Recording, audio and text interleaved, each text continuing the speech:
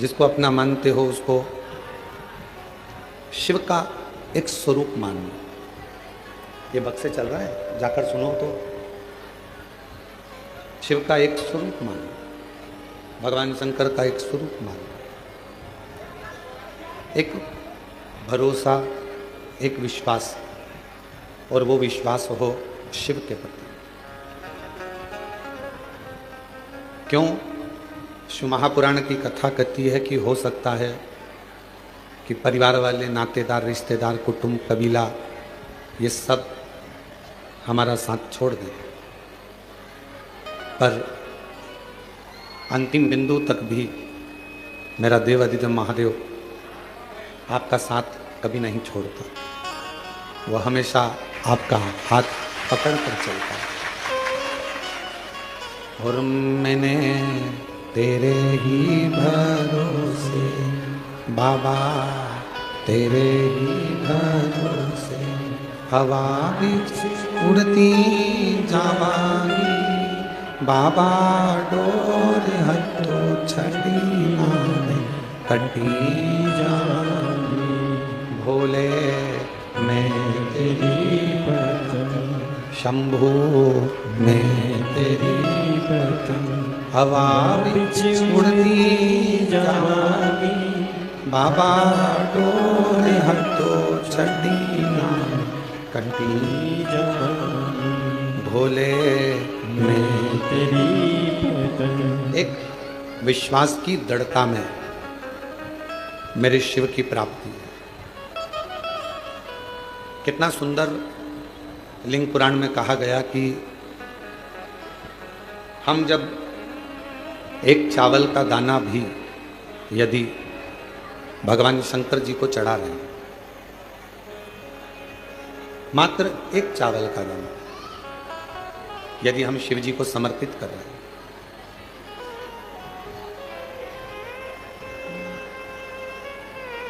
क्या कहकर समर्पित कर रहे हैं, क्या बोलकर समर्पित कर रहे हैं कि बाबा हमारा कुछ भी नहीं, तूने जो दिया है हम वो तुझे दे रहे हैं, तेरा तुझको अर्पण। हमारा कुछ भी नहीं। जब हमारा जन्म हुआ तो हम कोई वस्तु लेकर, कोई सामग्री लेकर, कोई प्रॉपर्टी लेकर, कोई जमीन जायदाद लेकर, कोई घर लेकर पैदा नहीं। आपको और हमको तो ये भी नहीं मालूम था कि हम किसके घर में जन्मेंगे। आपको और हमको तो ये भी नहीं मालूम था कि हमारा नाम क्या होगा, घर कहाँ होगा, मोहल्ला कौन सा होगा, शहर कौन सा होगा, जिला कौन सा होगा, प्रदेश कौन सा होगा। आपको और हमको किसी को नहीं, किसी को।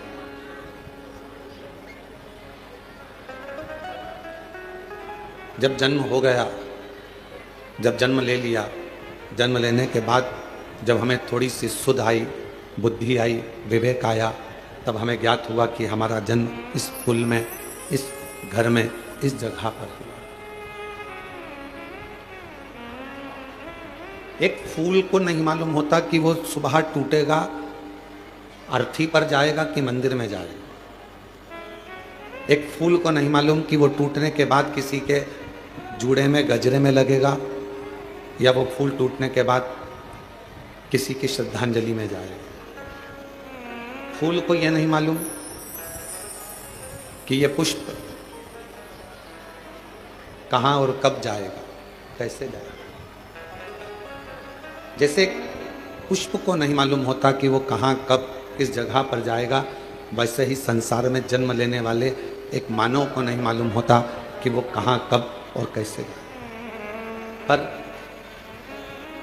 कुछ पूर्व का अच्छा कर्म होता है, कोई पूर्व का किया हुआ अच्छा कार्य होता है, तो अच्छे कुल में, अच्छे घर में, अच्छे परिवार में और सनातन धर्म में और भारत माता की गोद में जन्म मिल जाता है। कोई पिछले जन्म के अच्छे कर्म मुझे बाबा तेरा साथ मिला, कोई पिछले जन्म के अच्छे कर्म मुझे बाबा तेरा साथ मिला। जहाँ सारी दुनिया झुकती है, जहाँ सारी दुनिया झुकती है, मुझे वो आली दरबार मिला, दरबार मिला। कोई पिछले जन्म के अच्छे कर्म मुझे बाबा तेरा, कोई पिछले जन्म के अच्छे कर्म मुझे बाबा तेरा। कोई पूर्व का जन्म अच्छा होगा, कोई पूर्व का किया हुआ कार्य अच्छा होगा, जो मानव का शरीर पूरा मिल गया। भगवान ने कोई हाथ पैर आँख नाक मुख कान में कोई कमी ना छोड़ी। श्रवण शक्ति भी पूर्ण दी, नासिका भी पूर्ण दी, नेत्र भी पूर्ण दी है, वाणी भी पूर्ण दी, कोई कमी ना रखी। और पूर्व का कोई अच्छा कर्म होगा, जो आज सावन के महीने में कावड़ लेकर कुबेरेश्वर बाबा के धाम में आकर विराजमान है। कोई पूर्व का कर्म अच्छा होगा, जो शिव महापुराण कथा के इस पंडाल में कथा श्रवण करने के लिए, जहाँ कथा सुनने के लिए सबका दिल होता है, कंकर शंकर की भूमि पर कथा श्रवण करने के लिए बैठे। और मैं एरंडोल वाले काबरा जी को और गुप्ता परिवार को धन्यवाद देता हूँ। कोई पूर्व का पुण्य होगा जो जजमान पद आपको श्रावण के महीने में प्राप्त हो। इस श्रावण के अवसर पर आप लोग पहुंचे।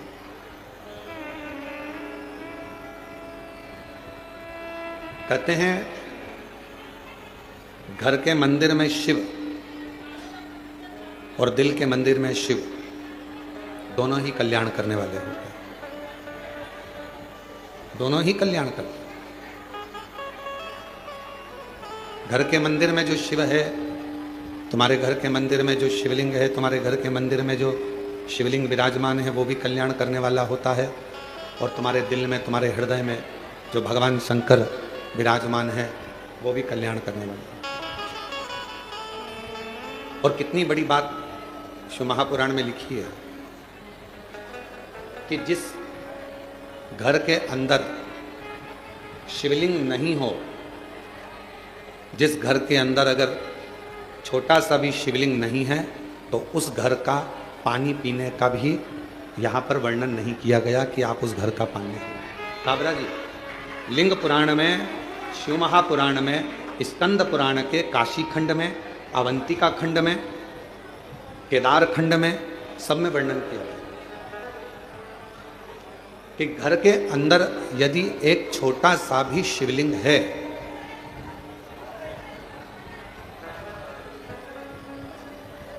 घर के अंदर यदि एक छोटा सा भी शिवलिंग है, छोटा सा, और वो घर फिर किसी का भी हो, अगर छोटा सा शिवलिंग घर के अंदर है, फिर वो घर किसी का भी हो, उस घर का जल स्वयं गंगा के जल के बराबर।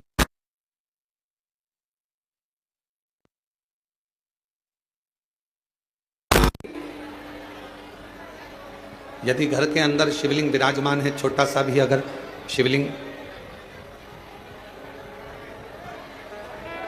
बाहर आवाज नहीं जा रही है, उस आवाज की व्यवस्था कर।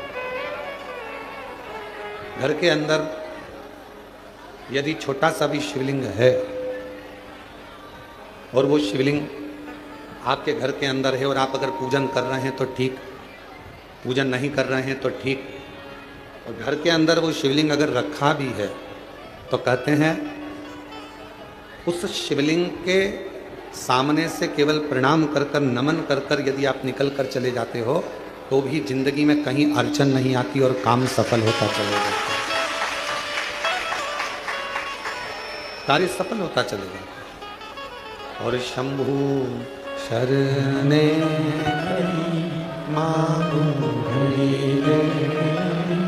दुख का दया कर दर्शन आपो, शंभु शरणे परि मांगू घड़ी दुख का दया दर्शन आपो। ओ शंभु शरणे परि मांगू घड़ी दुख काटो, दया करी दर्शन एक छोटा सा शिवलिंग घर के अंदर है तो वह हमारे जीवन में सुख ही सुख देता है, वो तकलीफ नहीं देता। पर ना जाने कैसे कैसे लोग आज के ज़माने में कह देते हैं सोशल मीडिया पर आकर कि घर में शिवलिंग मत रखो।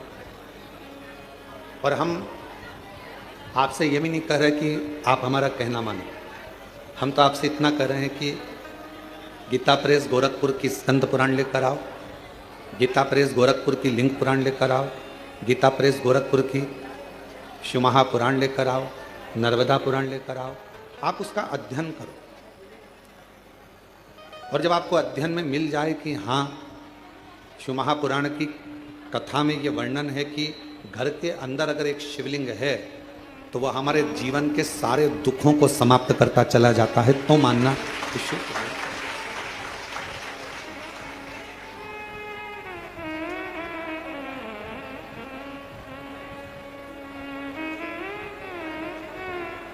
एक एक पुराण के एक एक शब्द का अध्ययन करो, पढ़ो, और नहीं पढ़ सकते तो फिर गुरु की वाणी पर भरोसा करो। अगर आप शिव पुराण को, लिंग पुराण को, नर्मदा पुराण को, स्कंद पुराण को नहीं पढ़ सकते तो फिर आप गुरु की वाणी पर विश्वास करो, गुरु की वाणी पर भरोसा करो। महाराज, अगर मैकेनिक अच्छा होता है तो गाड़ी बार बार काम नहीं निकालती। एक बार गाड़ी को अच्छा करवा लिया तो वो गाड़ी फिर बहुत दिन तक ठीक चलती रहती है। ठीक है,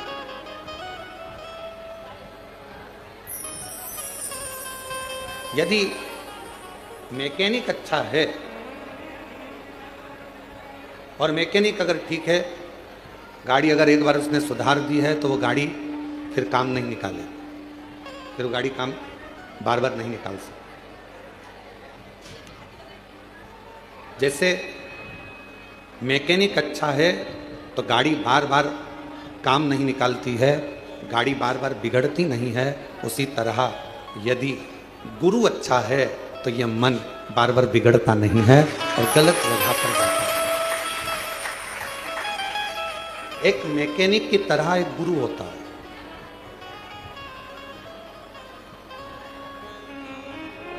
गुरु भी एक मैकेनिक की तरह, मैकेनिक का काम है गाड़ी का ऑयल देखना, पेट्रोल देखना, डीजल देखना, ब्रेक देखना, उसका गियर देखना, और सारी चीज़ें उस मैकेनिक ने देखी, जो खराब थी वो सही।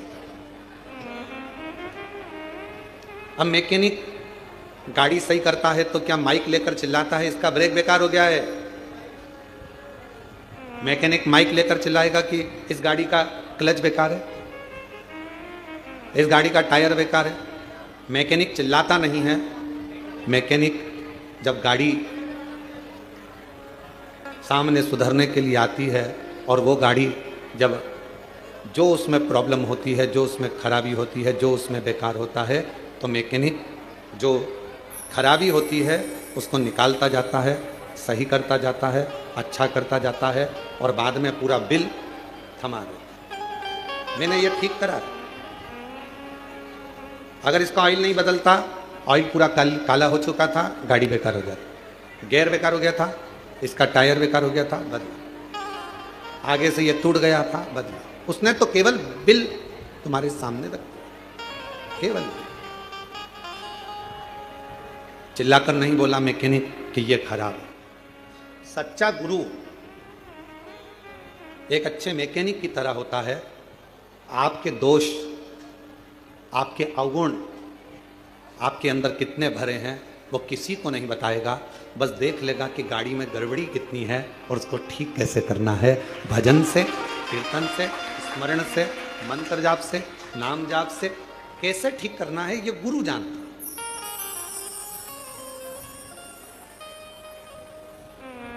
और किसी ने बहुत अच्छा कहा, नहाए धोए हरि मिले, नहाए धोए हरि मिले तो मैं नहाऊं 100 बार। अगर केवल नहाने से भगवान मिलता तो मैं 100 बार नहाता रहता। अगर केवल नहाने से भगवान मिलता तो मछली दिन भर पानी में ही रहती है, उसको भगवान मिल जाए, मगर को मिल जाए। नहाए धोए हरि मिले तो मैं नहाऊं सो बार, हरि तो मिले निर्मल मन से, प्यारे मन का मेल बाहर निकाल, परमात्मा में। अब कोई कहे कि तुम नहा कर आ रहे हैं, तुम्हें इनको छूना नहीं, या नहा कर आए हैं इनका स्पर्श मत करना। भगवान कहते हैं, कितना सुंदर शिव महापुराण के अंदर लिखा है, जरा शास्त्र का अध्ययन करिएगा। घर में अगर बुजुर्ग माँ बाप हैं, बूढ़े माता पिता हैं, घर में छोटा सा बच्चा गोदी में है, माँ बाप ने अगर गंदगी कर दी है और घर के बहुओं ने बच्चों ने उसकी गंदगी को साफ कर दिया, मंदिर जा रहे थे गंदगी साफ कर कर भी मंदिर गए ना, तो भी भगवान ये नहीं कहेगा कि तू गंदा आया है। घर के बुजुर्ग बीमार हैं, गंदगी कर दिए हैं, उनका शरीर बेकार हो गया है, उस शरीर को आप हाथ लगा रहे हो, गंदगी साफ कर रहे हो, पूरा घर साफ कर रहे हो, और उसके बाद भी भगवान के मंदिर जा रहे हो, भगवान कभी नहीं कहेगा कि तू गंदा है। एक छोटा सा बच्चा माँ की गोद में है, वो बच्चे ने माँ की गोद में गंदगी कर दी, माँ ने उसके बार बार कपड़े बदल दिए, धो दिए, और माँ उसके बाद भी भगवान को जल चढ़ाने जा रही है, तो भगवान कभी नहीं कहेगा कि तुम गंदे हो, भगवान तुम्हारे जल को स्वीकार करेगा। घर के बुजुर्ग माँ बाप, घर के बुजुर्ग सास ससुर, घर के बुजुर्ग तुम्हारे घर में रहने वाला कोई बूढ़ा है व्यक्ति है, दादा दादी हैं, बुजुर्ग हैं, उनकी सेवा कर रहे हो, तुम मंदिर जा रहे हो और तुमने सोचा कि मंदिर से आकर ऐसा करूंगी, या मंदिर जा रहे हो तो मुझे साफ जाना है, तो शिव महापुराण की कथा कहती है, सबसे पहले बाबा को जल चढ़ाने से पहले अगर कोई घर का बुजुर्ग पलंग पर पड़ा है, बीमार है, और उसने गंदगी भी कर दी है ना, तो पहले साफ करो, फिर बाबा का नाम लेकर बड़े प्रेम से बाबा को जल चढ़ाने जाओ, बाबा तो भी स्वीकार करो। माँ बाप से बड़ी दुनिया में कोई पूजन नहीं। किसने कहा कि माता पिता से बड़ी कोई पूजा नहीं? श्री गणेश जी महाराज ने। पृथ्वी की परिक्रमा करने की बात आई तो श्री गणेश जी महाराज ने अपने माता पिता की परिक्रमा की। किसने कहा कि माता पिता से बड़ा कोई जीवन में अतिथि नहीं होता? भगवान श्री षडानंद कार्तिकेय जी ने। श्री शैलम पर कार्तिकेय जी रुष्ट होकर चले गए, मल्लिकार्जुन में जाकर बैठ गए श्री शैलम पर, भगवान शिव और पार्वती उनके अतिथि बनकर चले गए। कौन कहता है कि पहले देव पूजन करो फिर माता पिता की पूजन करो? नहीं। सुंदर शिव महापुराण के अंतर्गत अशोक सुंदरी का संवाद हम जितनी बार सुनते हैं उतनी बार कम पड़ता है। अशोक सुंदरी सबसे पहले अपने माता पिता, अपने सास ससुर की सेवा में लीन रहती थी, इसके बाद में अन्य कार्य में, अन्य सेवा में, अन्य भजन में जाता था। क्यों गुरुजी? घर में छोटा सा बच्चा है, उसने गंदगी कर दी और मुझे जल चढ़ाने जाना था, सुबह सुबह बच्चा उठ गया, गंदगी कर दी, मैं नहा धो कर निकली थी और फिर वापस मुझे मंदिर जाना था और मैं जल चढ़ाने के लिए जा रही थी, गंदगी साफ करी, मंदिर नहीं जा पाई क्योंकि आज मैं बच्चे की गंदगी साफ करी तो मंदिर नहीं पहुंच पाई। शास्त्र कह रहा है माँ को बच्चे गोद में है और चाहे गोद में गंदगी कर दे और माँ उसको साफ कर कर बच्चे को वापिस सुलाकर बड़े प्रेम के साथ अगर मंदिर जाती है तो भी शिव स्वीकार कर लेता है। उसको शंकर कहते हैं, उसको शिव कहते हैं। नहाए धोए हरि मिले तो मैं नहाऊं सो बार। अगर केवल नहाने से भगवान मिलता तो दुनिया में कई लोग ऐसे होंगे जो एक साथ नीचे बैठ जाएंगे, इनसे कहेंगे लाओ एक घड़ा पानी डालो, एक घड़ा पानी डालो, एक घड़ा पानी डालो, एक घड़ा पानी डालो, और 100-200 बार नहा लेंगे और मालूम पड़े हरि मिलेगा।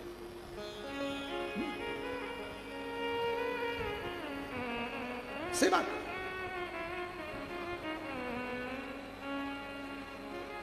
आप सब कुबेरेश्वर धाम पर आए हो, कंकर शंकर की भूमि से ऑनलाइन शिव महापुराण की कथा श्रवण कर रहे हो। इस पवित्र धाम पर आने के बाद भोजन व्यवस्था हो, चिकित्सा व्यवस्था हो, एम्बुलेंस की व्यवस्था हो या अन्य जितनी व्यवस्थाएं रहती हैं, सारी व्यवस्थाओं का ध्यान रखा जाता है जिससे किसी को तकलीफ नहीं। मेरा भोले बाबा, मेरा शंकर भगवान फिर निवेदन करें तुम्हारे निर्मल मन को, तुम्हारे विश्वास को देखता। फिर कहेंगे पूजन तुम कितनी देर की कर रहे हो उससे कोई मतलब नहीं, पर भरोसा कितना कर रहे हो वो मूल है। जल लेकर आए हो, तुम जब सीवन नदी का जल सीहोर से माँ कावड़ में माँ सीवन का जल लेकर जब तुम चलो और तुम्हारे कंधे पर जब वो कावड़ का जल तुम्हारे कंधे पर आए, उस समय पर तुम इतना याद रखना कि तुम माँ सीवन का जल लेकर नहीं जा रहे हो, तुम भागीरथ बनकर गंगा जी को कावड़ को सिर पर रख कर लेकर, तुम भागीरथ बन गए, तुम गंगा को लेकर जा रहे हो अपने शिव के लिए। कोई तुमसे कहे जल कहां से भरा, कहा सीहोर से, कितना किलोमीटर जाना है, 11 किलोमीटर है। जल कौन सी नदी का है, तो कहा सीवन का जल है। कब तक सीवन का जल है, जब तक तुमने वहां से नहीं भरा। तुम्हारे दोनों कलश के अंदर, कावड़ के दोनों लोटे के अंदर, कावड़ के दोनों कलश के अंदर जब सीवन का जल भरा गया, तुमने अर्चना कर ली, पूजन कर ली, कंधे पर रख लिया, फिर वो सीवन का जल नहीं रहा, वो गंगा जल बन गया और तुम भागीरथ बन गए। उस समय पर तुम भी लीलाबाई कमलाबाई कब तक थी, जब तक तुम सीवन के तट पर पहुंची। तुम्हारा नाम राम सिंह कब तक था, जब तक तुम सीवन के जल पर पहुंचे। जब तुम सीहोर में सीवन नदी के तट पर पहुंचे, तब तक तुम्हारा नाम राम सिंह था, तुम्हारा नाम कमलाबाई था। और जब तुमने जल भर लिया तो तुम ना कमलाबाई हो ना राम सिंह हो, लोग तुमको कहेंगे तो कावड़िया ही कहेंगे, वो तुमको नाम से नहीं पुकारेंगे। कावड़िया का मतलब ही यही है, कावड़ लेकर जाने वाला। कावड़ का मतलब होता है कि गंगा के जल को भगवान शिव तक लेकर जाने वाला। गंगा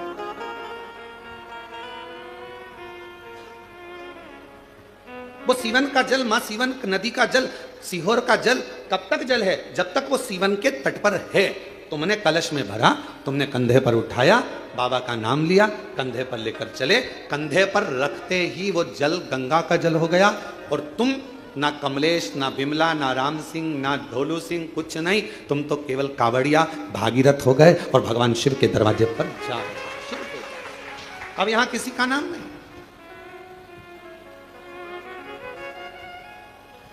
किसी का नाम।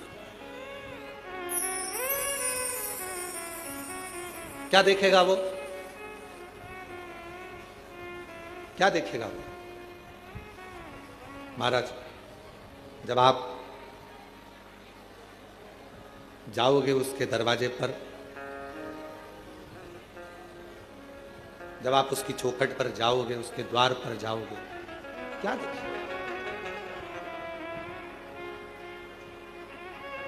अगर वो देखेगा, अच्छा बोलिए, ईमानदारी से बोलना, जितने लोग आस्था चैनल पर कथा सुन रहे हैं, जितने फेसबुक यूट्यूब पर कथा सुन रहे हैं,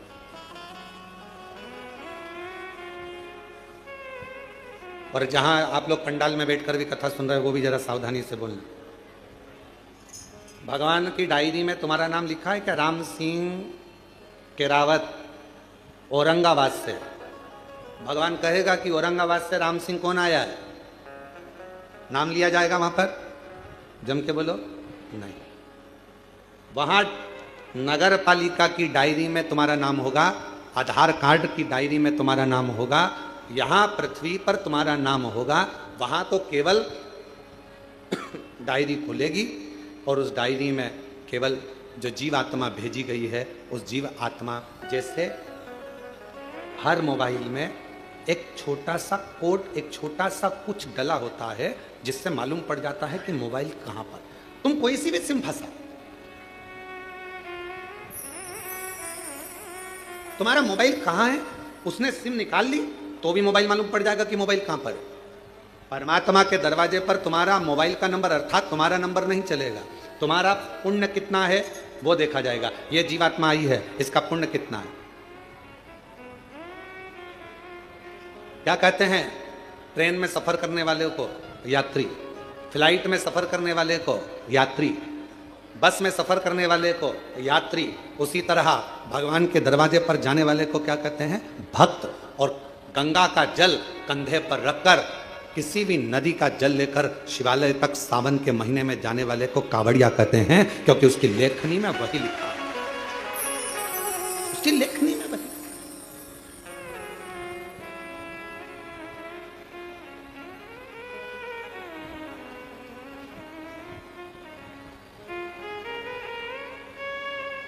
अभी किसी का एक छोटा सा वीडियो आशीष जी ने हमको दिखाया, उसमें उन्होंने, किसी ने बयान दिया कि कावड़ उठाने वाले तो जो ऐसे लोग होते हैं, हमने किसी पैसे वालों को कावड़ उठाते नहीं देखा, उसको गरीब लोग कावड़ उठाते हैं। उसको मेरा जवाब है, जिसने ये बोला उससे कहना है कि जितने कावड़ उठाकर लेकर जा रहे हैं उसके घर में तेरे जैसे तो नौकर पड़े हैं।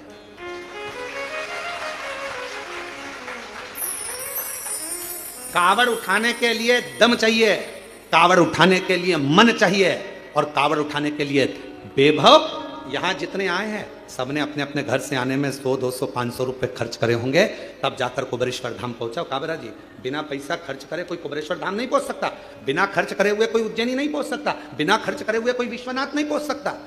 केवल अपने ऊंचे ऊंचे सिंहासन पर बैठकर मुंह चला देना, अपनी राजनीति का मुद्दा बना लेना और कह देना कि कावड़ उठाने वाले ऐसे, कावड़ उठाने वाले वैसे। सनातन धर्म पर उंगली उठाना सरल है, कभी पत्थर फेंकने वालों पर भी उंगली उठाया करो, तब समझ में आएगा कि आनंद का किसे कहते हैं। किसको कहा? लंकापति रावण सोने की लंका का राजा था, कोई गरीबड़ा नहीं था, जिसके दरवाजे पर स्वयं भगवान को भी रूप बदलकर राम जी का रूप धरकर जाना पड़ा था रावण के सामने। कितना विद्वान होगा जिसके दरवाजे पर 33 कोटि देवता सामने खड़े होते थे, सारी अप्सराएं, गंधर्व, किन्नर, नाग, पशु, पक्षी जिसके द्वार पर रहते थे। सोने की लंका का अधिपति था। और कोई पूछे रावण से, उसके पिताजी से पूछे, विशर्वा बाबा से पूछे कि ये सोने की लंका उनको कैसे मिल गई, कौन ने दी, तो विशर्वा बाबा भी कह देंगे कि ये सोने की लंका देने वाले तो मेरे शंकर भगवान है। लंकापति रावण से पूछे कि सोने का नगर किसने दिया, तो वो भी कह देंगे कि देने वाले शंकर भगवान है। किसी से पूछा जाए, भगवान राम जी से पूछा जाए कि लंका का राज्य तुम्हें कैसे मिल गया, रावण का तुमने संहार कैसे कर दिया, तो कहा शंकर भगवान की कृपा से। भगवान कृष्ण से कोई पूछे कि द्वारका का राज्य कैसे मिल गया, द्वारका के अधिपति कैसे बन गए, तुम्हारे यहाँ संतान की प्राप्ति इतनी हुई कैसे हो गई, तो कहा शिव की कृपा से। दुनिया का कोई व्यक्ति ऐसा नहीं है जिसको मेरे भगवान ने दिया नहीं है, मेरे शिव ने कृपा नहीं करी। बस उसको भजने वाला चाहिए, उसको करुणा करने वाला, उसको जपने वाला चाहिए। केवल स्नान से, कोई कहे 100 बार नहा लो भगवान मिल जाएगा, कोई के कपड़ा बदल लो भगवान मिल जाएगा, कोई के ऐसा कर लो भगवान मिल जाएगा। तुम तो एक काम करो, सारी समस्या का हल जल। दिल से आए, एक लोटा जल चढ़ाया, श्री शिवाय नमस्तुभ्यं। आज के जमाने में इतना आडंबर, कोई के महिलाओं को ओम मत बोलने दो, तो कोई के पुरुषों को ये मत बोलने दो, तो कोई को ये मत बोलने दो। इसलिए शिव महापुराण ने एक शब्द दे दिया, एक अक्षर दे दिया विद्येश्वर संहिता का, श्री शिवाय नमस्तुभ्यं। अब इस शब्द में कोई लफड़ा नहीं, कोई लड़ाई नहीं, कोई विवाद नहीं, कोई नहीं कहेगा तुमसे कि इसमें ओम लगाओ, कि ये मत लगाओ, कि वो मत लगाओ। आज के जमाने में लोगों ने, अरे मां जगत जननी जगदम्बा अम्बा पार्वती पंचाक्षर मंत्र का जाप करती हैं, नमः शिवाय, ओम नमः शिवाय, नमः शिवाय, ओम नमः शिवाय। पहले भी कथा में कहा, पुरुष ओम अक्षर के नाद से प्रारंभ करेगा और स्त्रियां नमः शिवाय से प्रारंभ कर कर ओम तक, ओम से फिर नमः शिवाय तक। श्री शिवाय नमस्ते, सहज सरल आडंबर से रहित शंकर को बारंबार प्रणाम। पंचाक्षर मंत्र का मतलब भी क्या होता है? नमः शिवाय का मतलब शिव जी को प्रणाम करता हूँ, ओम नमः शिवाय का मतलब शंकर भगवान को, ब्रह्मांड के रचयिता को प्रणाम करता हूँ, और श्री शिवाय नमस्तुभ्यं का मतलब है शंकर भगवान को प्रणाम करता हूँ। शिव को प्रणाम करना है, भाव शुद्ध हो, मन शुद्ध हो, हृदय निर्मल हो। फिर वही बात आ गई, नहाए धोए हरि मिले तो मैं नहाऊं। जम के बोलो, मैं नहाऊं सुबाद। हरि तो मिले निर्मल मन से प्यारे, मन का मेल बाहर निकाल, मन के मेल को निकाल दे तो भगवान को मिलने में देरी नहीं होगी, शिव तेरे सामने खड़ा होगा। शिव को क्या चाहिए? कोई दिखा। और कितना कृपालु शंकर भगवान। मेरे भगवान शंकर ने कोई धन वैभव संपदा की वस्तु कभी तुमसे नहीं मांगी महाराज। जितने भी शुभ भक्त शुभ महापुराण की कथा को सुन रहे हैं, बड़े सावधानी से सुनना कि मेरे शंकर भगवान ने तुमसे कभी करोड़ों का धन नहीं मांगा। शंकर भगवान ने कहा, जो फूल किसी देवता पे नहीं चढ़े तुम मुझे चढ़ा दो। देवों में देव महादेव, घर के बुजुर्ग, घर के बड़े, घर के वृद्ध, घर के भयो, घर के भयो शिवा। आ जान दो, इधर निकाल के बिठा दो, बिठा के दो। घर के भयो, घर के वृद्ध, घर के बुजुर्ग, शिव शिव। हाँ वहीं आगे बिठा दो उधर। घर के भयो हैं, घर के वृद्ध हैं, शिव शंकर, औघड़दानी शंभु। जो पुष्प, जो फूल कोई देवता स्वीकार ना करे वो मुझे दे दीजिए। और कितनी सुंदर बात कही, सबको अंबर पीतांबर वैभव चाहिए। शिव जी कहते हैं कोई देवता ऐसा नहीं होगा जिसको शमशान की राख चाहिए हो। एक काम करो, वो राख किसी काम की नहीं है, मुझे चाहिए, वो राख मुझे दे दो, वो शमशान की भस्म मुझे ला कर दो, वो धतूरा मुझे दो।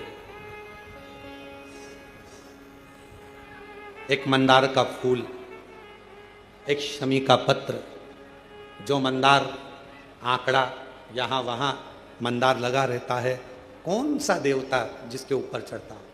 कोई देवता नहीं चढ़ता। मंदार में जहर जैसा भाव, विष का तत्व होता है, कौन देवता स्वीकार करेगा? तो कहा मंदार मुझे दे दो। शमी का वृक्ष, जिस शमी के पत्तियों को शिव लेते हैं, उस शमी के डाली पर पक्षी भी नहीं बैठता, क्योंकि कांटे सबसे ज्यादा संख्या में शमी के वृक्ष में, उसको नहीं लेता। देवता भी नहीं स्वीकार, कोई देवता नहीं लेगा, कांटे का है, कांटे का है, कांटे का है, कौन लेगा? पक्षी नहीं बैठता, कांटे लगे हैं। मंदार भी ऐसा ही है, विष से परिपूर्ण है, पक्षी बैठना पसंद नहीं करते मंदार के पेड़ पर, मंदार के पौधे पर विष। अगर मंदार का फूल आप शंकर जी को चढ़ा रहे हो, फूल तोड़ते समय तुम्हारी आंखें नीचे होना चाहिए, क्योंकि मंदार का टूटने पर अगर उसका दूध हमारी आंखों में चले जाता है तो आंखें खराब हो जाती है। अब जरा सोचिए, विचारिए कि कितना विष होता होगा, कितना विष भरा होता होगा। कौन देवता स्वीकार करेगा? कनेर का पुष्प कौन देवता स्वीकार करते? जो पुष्प कोई ना ले वो मुझे दो, जो पत्ती कोई ना ले वो पत्ती मुझे दो, मुझे वो दे दो जो किसी काम का नहीं है, क्योंकि शिव कहते हैं जो किसी काम का नहीं होता वो मेरे काम का होता है, और मेरे काम का हो गया तो फिर वो जगत के काम का होगा। जो मेरे काम का हो गया वो पूरे जगत के काम का हो जाएगा, पूरे जगत के काम का।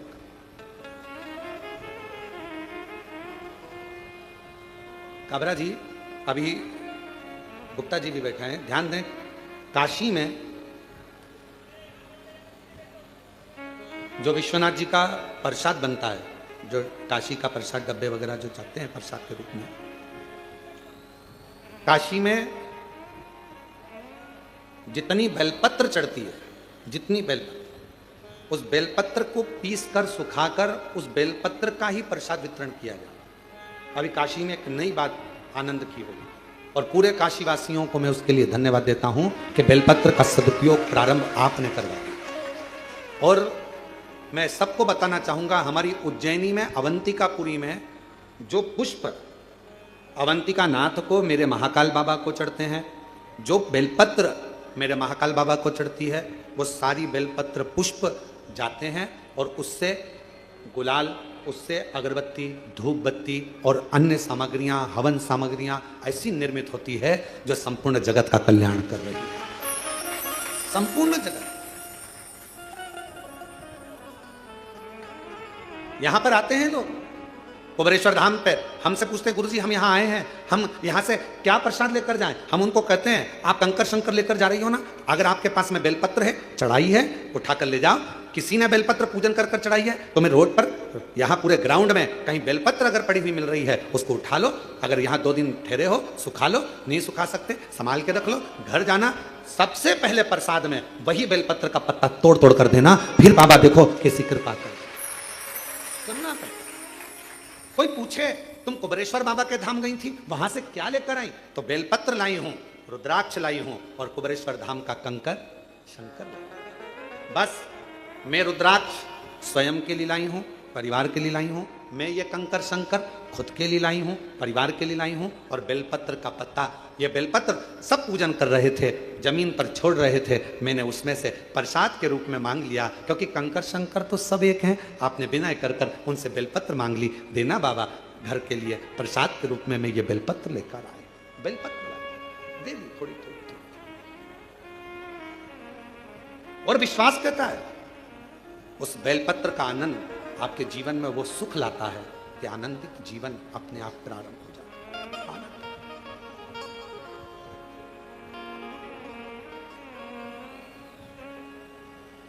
हम इस प्रांगण में भी ज्यादा नहीं निकलते। क्यों?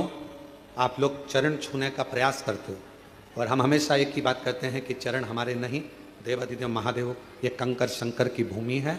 यहाँ शंकर के चरण पकड़ो, बाकी के किसी के चरण मत पकड़ो। यहाँ शिव के शंकर। हम नहीं निकलते। जब भी कोई कार्य देखने के लिए बाहर निकलते हैं और कोई कहता है गुरु जी कृपा, हम उनसे कहते थे वो नीचे बेलपत्र पड़ी, उठाओ जरा, लाओ ले जाओ। बाबा सब करुणा करते हैं। बेलपत्र से बड़ा क्या दो। कुबेरेश्वर धाम आए हो तो 3 चीजों का स्मरण रखना। पहले नंबर पर रुद्राक्ष। यहां का रुद्राक्ष ना बेचा जाता है ना किसी को दिया जाता है। यहां का रुद्राक्ष तो झोली पसार कर, हाथ फैलाकर बाबा के दरवाजे से मांग कर लेकर जाओ, कहकर जाओ बहुत तकलीफ में हूं, मुझे विश्वास है तू मेरी झोली भर देगा, मैं वापिस आऊंगी, मैं तुझे लेकर जा रही हूं। बहुत बीमार है घर में, उसके लिए तू चल, उसकी रोग उसका दुख मिटा देना। कुबेरेश्वर बाबा तेरे भरोसे पर आई हूं।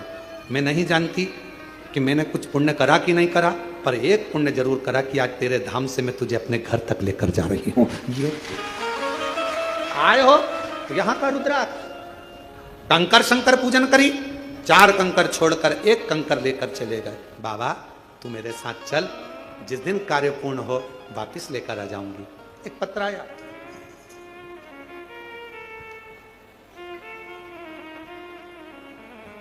उस पत्र में उस बहन ने लिखा, मेरा नाम ज्योति साहू है, मेरे पति का नाम राजेश साहू है, मैं नर्मदापुरम मध्य प्रदेश की रहने वाली हूँ। हम 9 साल से किराए के मकान में रहते हैं। हमने बहुत बार प्रयास किया हमारा खुद का मकान हो, पर पति अकेले कमाने वाले, हमारे यहाँ कुछ ऐसा धन नहीं कि हम कोई मकान ले सके। फिर किसी ने कहा कि सियोर वाला महाराज कथा कहता है और वहाँ कंकर शंकर की भूमि है, अगर वहाँ जाकर कुछ मांगा जाता है 3 महीने में बाबा बुला लेता है। हम पहली बार 1 मार्च 2025 को यहाँ आए। अभी कौन सा महीना चल रहा है? जम के बोलो, जुलाई। ये कब आई? 1 मार्च 2025 को हम सीहोर में आ गए। कथा सुनी, बाबा से झोली पसार कर, इसी कथा के पंडाल में बाबा को झोली पसार कर कहा हमारी हैसियत नहीं कि हम मकान ले सकें, क्योंकि खाने तक के लाले। किराए के मकान में रहते रहते 9 साल हो गए। आप करुणा करेंगे, सबकी झोली भरते हो, मेरी भी भर दो। कंकर ले गए, रुद्राक्ष ले गए, बेलपत्र ले गए, और बाबा ने ऐसी कृपा कर दी लोगों की तो 3 महीने में, हमारे को तो बाबा ने 15 दिन के अंदर ही रिजल्ट दे दिया। और हमारी हैसियत से ज़्यादा हमारे बाबा ने झोली दी। गुरुदेव इतना दिया मेरे बाबा ने कि मेरी झोली खाली। क्या बोलूँ मैं कि झोली तंग हो गई, इतना मेरा बाबा दे। मकान दुकान क्या ना देता, और तेरी कृपा का क्या है। कहीं बैठी हो, मेरा नाम ज्योति साहू है, मेरे पति का नाम राजेश साहू, नर्मदापुरम मध्य प्रदेश की रहने वाली है। तेरी कृपा का क्या है भरोसा, कब किस पर हो जाए जरा हम पर कर दो, जरा हम पर कर दो। जिस पर भी हो गई तेरी करुणा कृपा। जिनका पत्र है वो पीछे से आना, जिनका भी पत्र है आगे से कोई नहीं आएगा, जिनके भी पत्र पढ़ेंगे वो पीछे से आए, पीछे वाले रास्ते से। शिव शिव है, शंकर शंकर है। कंकर शंकर की भूमि कुबेरेश्वर धाम पर आ रहे हो, सेवा करो। झाड़ू मिल जाए झाड़ू निकालो, झाड़ू ना हो कोई सामान पड़ा हो उस जूट से थोड़ा सा मार्ग सुलभ करो। कंकर शंकर एक जगह रखे हैं, उनको उठाकर दूसरी जगह रख दो, सफाई करो, साफ रखो। रुद्राक्ष खूब प्रेम से मांगो बाबा के दरबार से, खूब।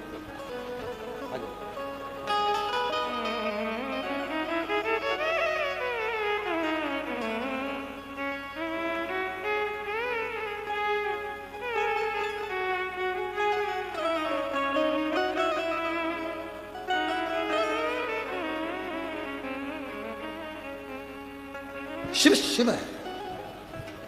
कंकर शंकर की धरा पर आए हो,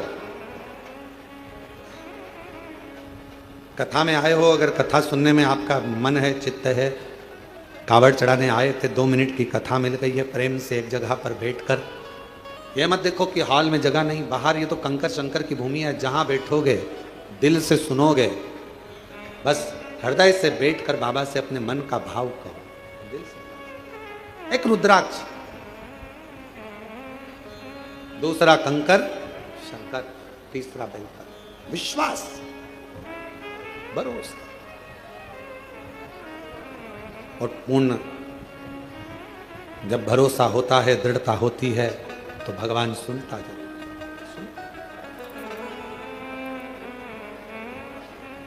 आप किसके आश्रित होकर आ रहे हो? आप किसके भरोसे जा रहे हो?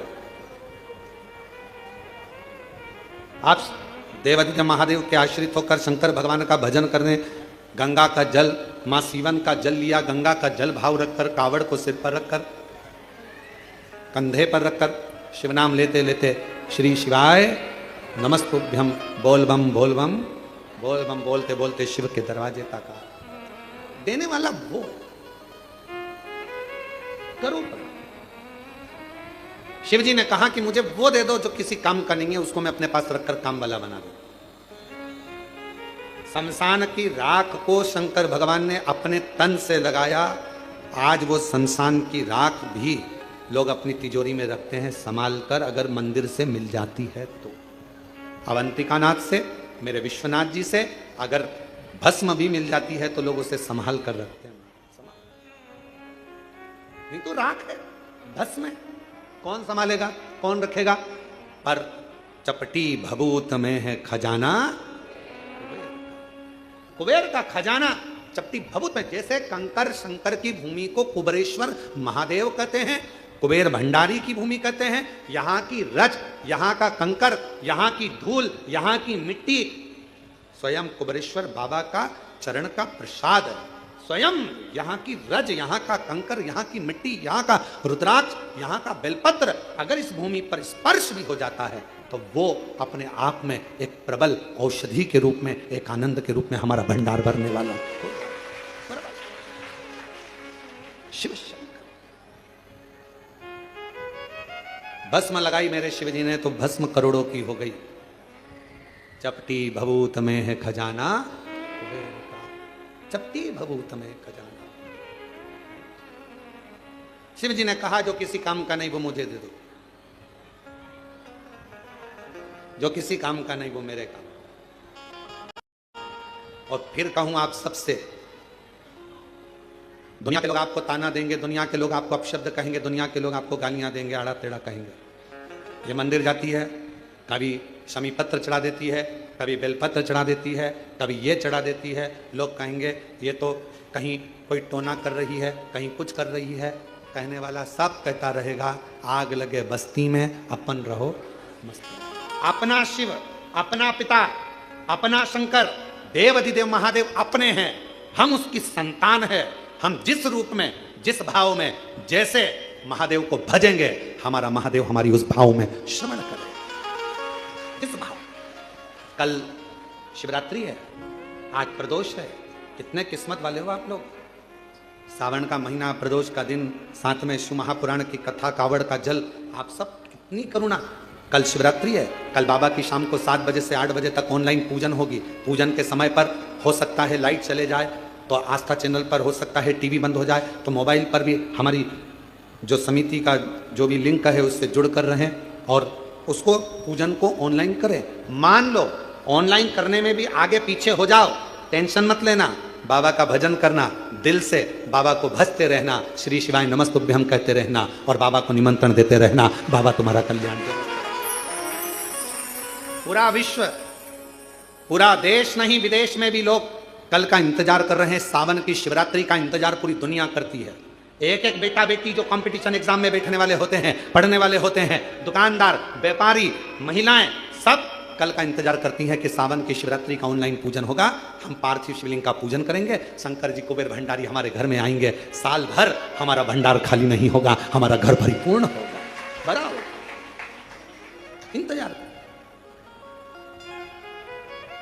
आप और हम सब जो घर पर नहीं है, जो यहाँ है, वो यहाँ पूजन करेंगे। शाम को 7 बजे आप और हम इसी हाल से बड़े आनंद के साथ में पार्थिव लिंग का पूजन बाबा को ऑनलाइन पूरी दुनिया के साथ में, पूरे विश्व के साथ करेंगे। हृदय से पुकारना उसको, हृदय से। और आखिरी में जब पूरी पूजन हो जाए, पंडित जी विसर्जन का मंत्र बोल दें, और अगर मंत्र ना भी लाइव में आ पाए, आखिरी में पूजन होने के बाद विसर्जन का भाव रखते हुए बाबा से झोली पसार कर कह देना, बाबा कुबेर भंडारी खूब भंडार भरना, रिद्धि सिद्धि के साथ पूरे परिवार के साथ हमारे घर में सदा विराजमान रहना, करुणा करना। हम भले आपको विसर्जन कर दें, पर आपकी कृपा हम पर जीवन पर्यंत रखना, ऐसी करुणा, ऐसी करुणा। शिव जी ने कहा कि जो किसी काम का नहीं वो मुझे दिया जाए। किस काम का? पर मेरे भगवान शंकर तुम्हारे पूर्व जन्म का भजन का बल देखते हैं, पूर्व जन्म का तुम्हारा संस्कार देखते हैं। नीचे के लोग तुम्हारा नाम देखेंगे, डिग्री देखेंगे, आईडी कार्ड देखेंगे, ऊपर वाला पुण्य देखेगा। ऊपर वाला तुम्हारा आईडी कार्ड नहीं देखेगा कि भानु प्रताप कहां रहता है, कहां से आया है, फरीदाबाद से, फिरोजाबाद से, आगरा से, ग्वालियर से, नहीं। ऊपर वाला तुम्हारा पुण्य देखेगा कि इसने पुण्य किया। और कितना सुंदर शिव महापुराण में 2, एक शमी पत्र, बेलपत्र, मंदार, धतूरा, इन सब की बड़ी महत्वता होती है, बड़ी। कल शिवरात्रि की पूजन में लाल फूल, श्वेत फूल, गेहूं के दाने, काली मिर्च, तिल, धतूरा, इन सब का बड़ा महत्व होता है। इसलिए एक एक चीज जो शिव पुराण में वर्णित है उसको छाट छाट कर आप लोगों को लिस्ट चल रही होगी आस्था चैनल पर। और पूरे आस्था चैनल पर हमने कहा है आस्था वालों को कम से कम पूरी कथा में 10 से 15 बार थोड़ी थोड़ी देर ठहरा कर उस लिस्ट को दिखाएं, जिससे लोग अपने मोबाइल पर उसका फोटो खींचें। अगर मोबाइल से सभी से कहेंगे कि वो जब लिस्ट दिखाई जाए पूजन सामग्री की, तो आप अपने मोबाइल से फोटो खींच लो, और जितने आपके मोबाइल में ग्रुप जुड़े हुए हैं व्हाट्सएप पर, सबको फोटो खींचा हुआ और लिखकर डाल दो कि कल शाम को 7 बजे से 8 बजे तक ऑनलाइन शिव जी का अभिषेक शिवरात्रि के पावन अवसर पर, और उसके पूजन की लिस्ट ये है। साथ में आप अपना नाम भी डाल दो कि मेरी तरफ से श्री शिवाय नमस्तुभ्यम, और आप सब इसको आगे बढ़ाते जाओ। ये शिव कथा, शिव कथा, शिव कथा कह रही है, भगवान शंकर का चरित्र कह रहा है। भगवान शिव ने पूर्व का भान देखा। शमी पत्र, मंदार, धतूरा, बेलपत्र, इन सबके पुण्य की महत्वता कितनी कितनी महत्व। शिव महापुराण का एक चरित्र बड़ा सुंदर आता है, और ये कथा हम पहले बात चुके हैं, उस कथा में इसका वर्णन किया था। यदि भगवान गणेश जी की पूजन और भगवान शंकर की पूजन दोनों जब शमी पत्र से करी जाती है, तो शरीर में कैसा भी रोग भरा पड़ा हो, डॉक्टर ने कह दिया कि यह बहुत बेकार रोग है और यह रोग इसका पीछा नहीं छोड़ेगा। यदि आपको डॉक्टर ने कह दिया कि ऐसा है, डॉक्टर की दवाइयां लो, जांच कराओ, डॉक्टर को दिखाओ, रिपोर्ट लाओ, और साथ में 7 स्थान बताए हैं जहां पर शमी पत्र को अगर चढ़ाते रहे चढ़ाते रहे चढ़ाते रहे, तो वो रोग कितना भी बड़ा हो, आखिरी में वो रोग समाप्त हो ही जाता है। 7 स्थान बताए शमी पत्र। अब शमी पत्र के 7 स्थान तो बताएं, पर शमी पत्र की इतनी महत्वता क्यों है, मंदार की इतनी महत्वता क्यों है, गणेश जी की पूजन में, शिव जी की पूजन में इतनी महत्वता क्यों है? 7 स्थान पर शमी पत्र का वर्णन किया गया। 7 शिव महापुराण के वो 7 स्थान शिवलिंग के आप लोग देखेंगे, दर्शन करेंगे। ये मानकर चलिए ये जलाधारी है, ये जहां से जल बहता है वो स्थान है, ये शिवलिंग है। समझ में आ रहा है सबको? ये शिवलिंग, ये जलाधारी, ये जल बहता है वो स्थान, बीच में अशोक सुंदरी का स्थान, गणेश जी कार्तिकेय जी का स्थान, माँ जगत जननी का हस्तकमल, शिवलिंग, ऊपर जलाधारी में जया, विषहरा, श्यामली बारी, दौतली, देव। 7 स्थान बताए। पहला स्थान अशोक सुंदरी का स्थान, द्वितीय स्थान भगवान श्री गणेश जी महाराज का स्थान, जहां गणेश जी का स्थान है सीधे भाग में उस। तृतीय स्थान मां पार्वती जी का हस्तकमल। चतुर्थ स्थान भगवान शंकर का शिवलिंग। चौथा स्थान 5वां स्थान नंदी का उठा हुआ चरण, जो नंदी का पांव उठा हुआ रहता है एक आगे वाला, 5वां स्थान। और 2 शमी पत्र भगवान शंकर के सम्मुख में से अपनी कामना कर 3 बार पंचाक्षर मंत्र का या श्री शिवाय नमस्तुभ्यम का स्मरण कर वो शमी पत्र भगवान शंकर के शिवलिंग पर फिर समर्पित कर दिया जाए। अगर ये 7 शमी पत्र समर्पित कर 1 बेलपत्र शिव जी को समर्पित करा जाता है तो धीरे धीरे कैसा भी बड़े से बड़ा रोग हो वो धीरे धीरे कटना प्रारंभ हो जाता है। शमी पत्र की महत्वता, पूजन में वर्णन, शमी की इतनी महत्वता क्यों है तो शिव महापुराण में यह भी वर्णन किया गया। औरव मुनि के, औरव ऋषि के कोई संतान नहीं थी और औरव ऋषि की कोई संतान नहीं थी, बड़े दुखी थे। उनकी धर्मपत्नी ने एक दिन औरव ऋषि से पूछा कि संतान की प्राप्ति के लिए क्या करा जाए। औरव ऋषि ने कहा कि शिव के अलावा कौन, तो शंकर की आराधना करी उनकी धर्मपत्नी ने भी और औरव ऋषि ने। और शिव आराधना का फल ये मिला, धर्मपत्नी प्रदोष काल आता था, शाम के समय भगवान शंकर की आराधना में डूब जाती थी और औरव ऋषि भी शाम के समय शिव की आराधना करते शाम के समय। और नमः शिवाय, ओम नमः शिवाय, नमः शिवाय, ओम नमः शिवाय, श्री शिवाय नमस्तुभ्यं, श्री शिवाय नमस्तुभ्यं। स्मरण में लगे हैं औरव ऋषि। उनकी धर्मपत्नी भी शाम के समय भगवान शंकर का भजन कर रही, बाबा से प्रार्थना करी, रोज शाम के समय पर भगवान शंकर की आराधना करते, पूजन करते, स्मरण करते। शिव जी ने कृपा कर उसका गर्भ ठहर गया।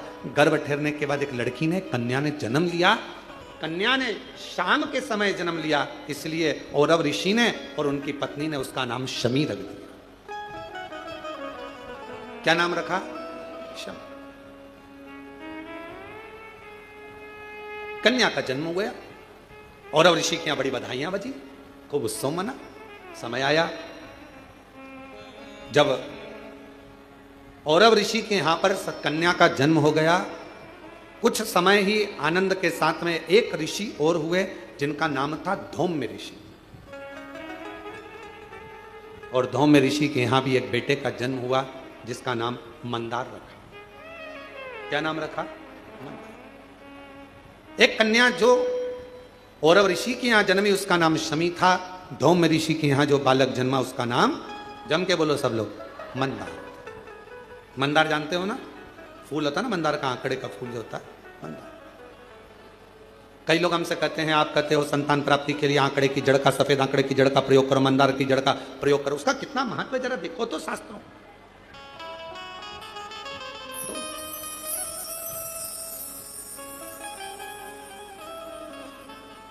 औरव ऋषि की बेटी बड़ी हुई, धौम्य ऋषि का बेटा बड़ा हुआ। दोनों बड़े हो गए, उनका विवाह दोनों ने पक्का कर दिया, औरव ऋषि और धौम्य ऋषि। शमी और मंदार की शादी हो गई। छोटे थे, पहले के समय में छोटी अवस्था में विवाह हो जाता था। आज के समय में तो अवस्था हो जाती है, छोटा समझ में ही नहीं आता कब विवाह करना। पहले लोगों ने विचार करा, पढ़ाओ पढ़ाओ पढ़ाओ पढ़ाओ पढ़ाओ, मना नहीं। फिर नौकरी नौकरी, धंधा पानी, नौकरी नौकरी करते करते कब 30-35 साल के हो गए, विवाह का ध्यान नहीं रहा। फिर बाद में लड़का दिख रहे, लड़की दिख रहे, विवाह पक्का ना हो पा रहा। फिर ना जाने कहां कहां जाकर, महाराज जी हमारी पत्रिका देखो, महाराज जी हाथ देखकर बताओ, महाराज जी कुछ बताओ, शादी हो जाए, ब्याह हो जाए, जल्दी से ब्याह हो जाए, शादी हो जाए, ऐसा कोई उपाय बताओ, कोई ऐसा काम करो। अरे भाई, जब विवाह का उम्र था, पढ़ो, मना नहीं, खूब विद्याध्ययन कराओ, मना नहीं, काम धंधे से भी लगो, मना नहीं, बिजनेस करो, नौकरी करो, सब करो, पर शादी जैसे एक उम्र होती है कि मिलिट्री में, आर्मी में इतनी उम्र के व्यक्ति को लिया जाएगा, उसके बाद लेते हैं क्या उसको? जम के तो बोलो जरा।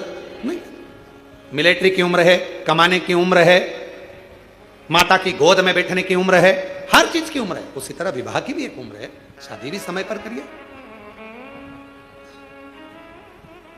आज जो इतने इतने ना जाने कितने कितने बखाड़े हो रहे हैं रोज सोशल मीडिया पर, अखबारों में रोज पढ़ने को मिलता है, ऐसा हो गया, वैसा हो गया। समय पर सब चीज अच्छी लगती है, समय का ध्यान, समय। इसीलिए शिव महापुराण की कथा कहती है, धन सत्ता वैभव कुर्सी पद प्रतिष्ठा मिलना, ये मिल रहा है, प्राप्त हो रहा है। धन मिला, सत्ता मिली, वैभव मिला, कुर्सी मिला, पद मिला, प्रतिष्ठा मिली, सब कुछ मिली। हो सकता है कि यह तुमको प्राप्त हो जाए, कैसे ना कैसे मिल जाए, कैसे ना कैसे तुम्हारे भाग्य में आ जाए। ये सब मिलना भाग्य की बात नहीं है। सबसे ज्यादा भाग्य की बात तब है, सबसे ज्यादा भाग्य की बात तब है जब, सबसे ज्यादा भाग्य की बात तब है जब एक अच्छा गुरु और एक अच्छी धर्म पत्नी आपकी संगनी बनकर साथ चले, तो समझ लेना कि भाग्य। एक गुरु अच्छा मिल जाए, एक धर्म पत्नी अच्छी मिल जाए। गुरु तुम्हें स्वर्ग की सीढ़ी चढ़ाने की राह बताता है और धर्म पत्नी तुम्हारे साथ रहकर घर को स्वर्ग बनाने का प्रयास करती है। धर्म घर को स्वर्ग।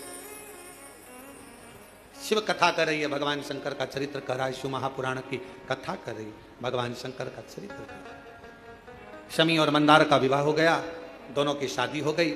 शादी होने के बाद मंदार को गुरु जी के घर पर विद्या अध्ययन करने जाना था और उन्होंने अपनी धर्म पत्नी को अपने परिवार के कहने पर मायके में छोड़ दिया, क्योंकि छोटी थी, अभी युवान अवस्था तक वो मायके चले गए। पढ़े लिखे युवान हुए, पत्नी को लेने के लिए पहुंच गए। जब अपनी धर्म पत्नी को लेकर आ गए, घर में रहे, एक दिन उनके मन में आया,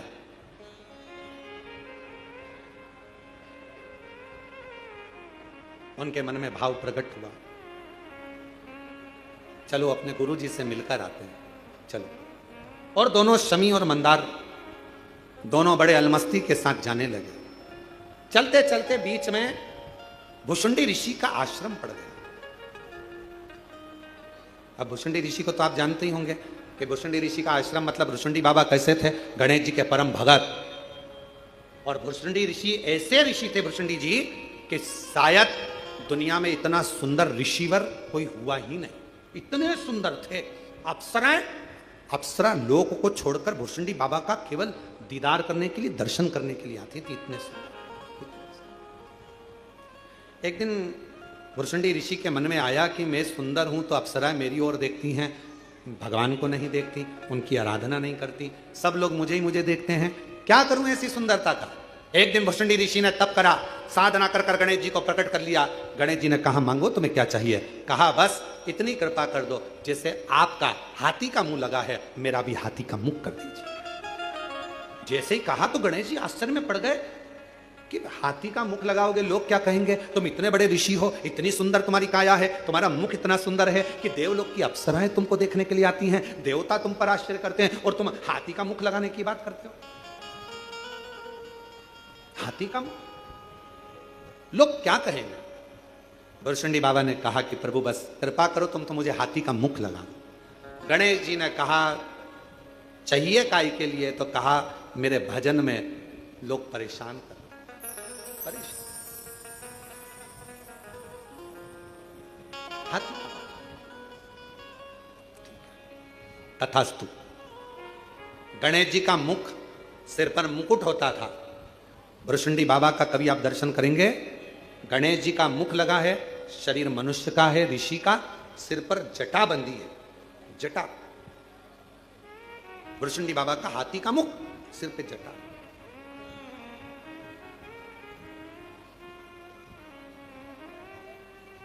भुषुंडी बाबा वहां अपने आश्रम में थे, शमी और मंदार निकल कर जा रहे थे दोनों। अब नवयुवक थे, युवान थे, कई बार हंसने में आ गया। जैसे ही उन्होंने भुषुंडी बाबा का रूप देखा कि हाथी का मुख लगा है, मनुष्य का शरीर है, सिर पे जटाबंदी है, बड़े हंसने लगे और जो ठाका लगाकर हंसे, इतनी देर में भुषुंडी बाबा को क्रोध आ गया। और भुषुंडी बाबा को जैसे ही ऋषि को क्रोध आया, उन्होंने श्राप दे दिया ए शमी, ए मंदार, तुम इतने सुंदर, इतने विद्वान, इतने ज्ञानवान होने के बाद भी एक ऋषि पर हंसे हो। मैं श्राप देता हूं, ये तुम्हारी जड़ता है, इसलिए तुम दोनों वृक्ष के रूप में हो जाओ। ये मेरा श्राप है। चरणों में पड़, क्षमा करो, क्षमा, गलती हो गई, क्षमा कर दो। सुना, सुना।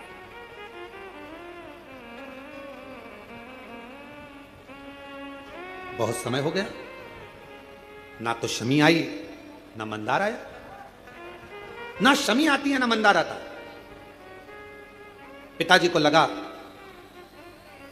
और ऋषि को लगा कि मेरी बेटी से मिलकर आऊं। मिलने गए तो बेटी नहीं थी। कहा धौम्य ऋषि ने, दोनों गए हैं पर आए नहीं। ढूंढने निकले, और ऋषि ढूंढने निकले, धौम्य ऋषि ढूंढने निकले। ढूंढते ढूंढते वहीं उसी स्थान पर भुषुंडी बाबा के, भुषुंडी ऋषि के आश्रम पर पहुंच गए। वहां पर जाकर नमन करा कि मेरे बेटे और बहू आए थे, क्या आपने देखा है? कहा उन्होंने मेरी हंसी उड़ाई, मैंने उन्हें श्राप दे दिया, वो वृक्ष बन गए। महाराज कृपा करिए, कृपा करिए, इन दोनों की मुक्ति का कोई उपाय बताए। मुक्ति कोई उपाय। कहा मैं गणेश जी की आराधना करता हूं, आप भी गणेश की आराधना करो। श्राप तो मैंने दिया है, पर श्राप से मुक्त भगवान श्री गणेश जी महाराज कर देंगे। धौम्य ऋषि ने और औरव ऋषि ने गणेश जी की आराधना करना प्रारंभ करी। गणेश जी प्रसन्न तो हो गए। गणेश जी ने कहा मांगो क्या चाहिए? भुषुंडी ऋषि ने मेरे बेटा बहू को श्राप दे दिया है, उन्हें श्राप से मुक्त कर दो। भुषुंडी बाबा ने तुरंत उसी समय पर गणेश जी महाराज बोले, भुषुंडी ने श्राप दिया? वो तो मेरा परम भगत है, और अगर उसने श्राप दिया है तो मैं श्राप को तोड़ नहीं सकता। आप कुछ और मांगना हो तो मांग लो। महाराज क्या मांगे? आप उन दोनों वृक्ष पर कृपा कर दो।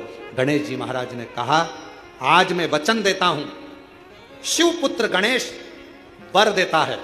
भगवान शंकर के गणेश कह रहे हैं मैं शिवपुत्र गणेश आज वर देता हूं, ये शमी और मंदार का पेड़, वृक्ष, इसकी पत्ती और इसके फूल जो मेरे पिता शिव जी को समर्पित करेंगे, जो मुझे समर्पित करेंगे, जो उनके मन की कामना होगी वो सारी कामना उनकी हम पूर्ण करेंगे। अब चलते चलते धौम्य ऋषि ने हाथ जोड़ दिए, प्रभु दोनों विषैले हैं, दोनों कटीले हैं, विषैले हैं। अब देवता तो इसको स्वीकार नहीं करेंगे ना। गणेश जी महाराज ने कहा देवता स्वीकार करें चाहे नहीं करें, मेरे भगवान शंकर और मैं मंदार के पुष्प को और शमी के पत्र को स्वीकार करेंगे। जो मनुष्य शमी के पत्र से हम दोनों की आराधना करेगा, मेरे पिता शिव जी की और मेरी आराधना करेगा, भूलवश भी शमी के वृक्ष का दर्शन जिस दिन व्यक्ति को मनुष्य देह में हो जाएगा, शमी के वृक्ष का यदि वो दर्शन भी कर लेगा, उस दिन 12 ज्योतिर्लिंग के दर्शन का पुण्य फल प्राप्त हो। शमी की इतनी महत्वता, मंदार की इतनी महत्वता, इतनी। शिव महापुराण की कथा कहती है कितना भी रोगीला व्यक्ति है, कोई बड़ा रोग से ग्रसित व्यक्ति है, वो रोग मिट ही नहीं रहा, उसको केवल एक काम चालू कर देना चाहिए, भगवान का पंचाक्षर मंत्र का जाप करे, डॉक्टर से जांच कराए, औषधि ले, डॉक्टर को दिखाए, दवाइयां ले, जांचें कराए, डॉक्टर को शिव मानकर उसकी दवाइयों का सेवन करे, साथ में शमी पत्र भगवान शंकर को चढ़ाना प्रारंभ करे। शमी पत्र यदि वो प्रतिदिन नहीं चढ़ा सकता तो सोमवार, शनिवार, कुछ अष्टमी, प्रदोष, शिवरात्रि ऐसी तिथियां हैं जिस दिन भगवान शंकर को शमी पत्र अगर चढ़ाया जाता है तो व्यक्ति के जीवन का कैसा भी रोग हो वो धीरे धीरे समाप्त होता चलेगा। शमी पत्र, बेल पत्र का वृक्ष घर में रखते हैं, शमी का पौधा घर में रख सकते हैं, पर शमी का पेड़ घर में नहीं रख सकते। शमी छोटा रहे, छोटे से पौधे के रूप में रहे, तब तक घर में रहे, स्वीकार है, पर शमी का पेड़ अगर बनते चले जा रहा है तो वो घर के अंदर स्वीकार नहीं। शमी पौधे के रूप में गमले में रहे, क्यों? दर्शन होगा, दर्शन होगा। यहां तक कहा है महाराज, अगर शरीर का कोई अंग है, उसका एक प्रमाण है, देखिए यहां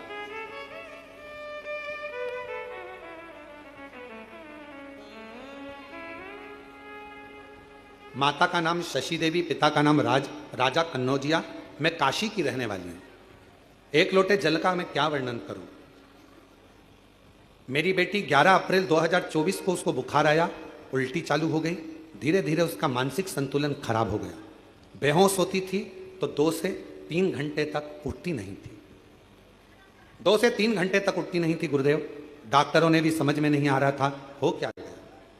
दरवाजा पटकती, दीवार सिर पर मारती, दरवाजे को बंद कर लेती, अपना गला दबाने का प्रयास करती, कोई कुछ कहता, कोई कुछ कहता। 18 डॉक्टरों का दवा चला लेकिन फायदा बिल्कुल नहीं। आखिरी में क्या करते, किसी ने कहा यदि एक बार कोई सीहोर जाए, वहां से रुद्राक्ष लाए, उस रुद्राक्ष का जल गलाकर शिवलिंग पर चढ़ाकर अगर दिया जाए तो उससे अंतर आ सकता है। कोई कहे इसको हवा लगी, कोई कहे कुछ हो गया, कोई कहे कुछ हो गया। 3-3 घंटे तक होश नहीं आता था गुरुदेव। होश आता था, दीवार से सिर मारती, दरवाजा बंद कर कर अपना गला दबाती, बहुत उसकी हालत खराब हो गई। ज्यादातर उसको पकड़ते, बेहोशी की हालत में पड़ी रहती, शुद्ध नहीं रहती। 3 फोटो लगाए हैं पर हम उसको टीवी पर नहीं दिखाएंगे क्योंकि बेटी का जीवन रहता है। आप लोग यहीं से उसको देख सकते हैं। 3 फोटो में एक फोटो उसने लगाया है जिसके अंतर्गत पहला फोटो जिसमें उसको पकड़ कर रखा जाता था और बेहोश अवस्था में रहती थी। धीरे से दूसरी अवस्था में आती थी तो अपना सिर दीवार से मारना और माथा दबाना, कहीं गला दबाना, करते करते यहां पर आए गए। यहां कथा चल रही थी 12-13 सितंबर को 2024 को अग्रवाल महिला मंडल सीहोर में धर्मशाला में कथा थी। अग्रवाल धर्मशाला की जो कथा होती है वो हमारी गादी की कथा होती है, साल में एक बार, जो हमारी पूर्व से कई सालों से लगभग 30 साल के लगभग में वो कथा का क्रम चल रहा है। वही कथा एक छोटे से हॉल में होती है, लोग उसको सुनने आते हैं। हम भी आए, अग्रवाल धर्मशाला में जगह नहीं थी, रोड पर बैठ गए, वहीं पर बैठकर कथा सुन ली। वहां पर आपने शमी की महत्वता का वर्णन किया।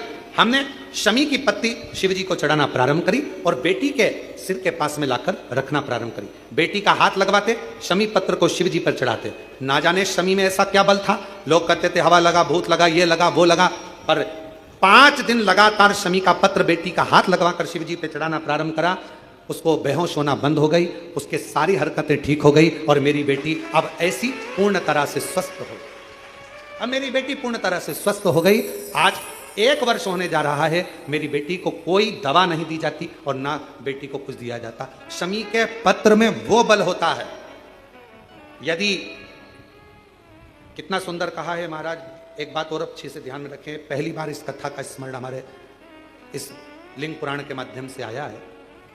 यदि तुम्हारे घर में छोटा सा शिवलिंग है और आपको लग रहा है कि कोई व्यक्ति कोई गलत कार्य कर रहा है या किसी ने हमारे को कोई गलत कार्य करा, कोई ने बताया आपको, वैसे तो कोई गलत होता नहीं है, कर्म के आगे क्या गलत होगा, फिर भी आपको ऐसा लगता है, एक शमी का पत्र आपके घर में रखे हुए शिवलिंग पर चढ़ा दीजिए, उसके ऊपर एक बेलपत्र चढ़ा दीजिए। किसी की सामर्थ्यता नहीं है कि दुनिया में कोई तुम पे टोना कर दे, कि टोटका कर दे, कि कोई हालत खराब, किसी की सामर्थ्यता नहीं। शमी का पौधा जिसके घर में, पर उतना याद रखना, शमी का पेड़ नहीं, बेलपत्र का वृक्ष तुम्हारे घर में हो, शमी का वृक्ष नहीं, शमी का पौधा हो रहे, जिसके घर के आसपास में, घर के नजदीक में शमी का छोटा सा पौधा होता है, वहां पर भी कोई गलत कार्य कोई कर नहीं सकता। किसी की सामर्थ्यता नहीं, सामर्थ्य शिव तत्व की प्राप्ति। और महाराज शिव शिव है, शंभु शंभु है, ओघड़दानी ओघड़दानी।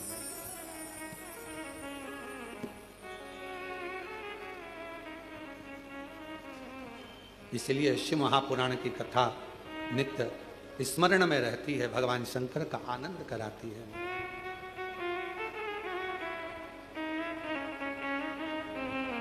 भगवान शिव की कथा, भगवान शंकर ओघड़दानी, त्रिकालदर्शी, कैलाशी, अविनाशी, शिव शिव। इसलिए भगवान देवादिदेव महादेव का चरित्र वर्णन करता है, भगवान शंकर का पवित्र चरित्र करता है, शिव महापुराण की कथा कहती है। और शंभु शरणे पड़ी मांगू घड़ी रे घड़ी, दुख काटो दया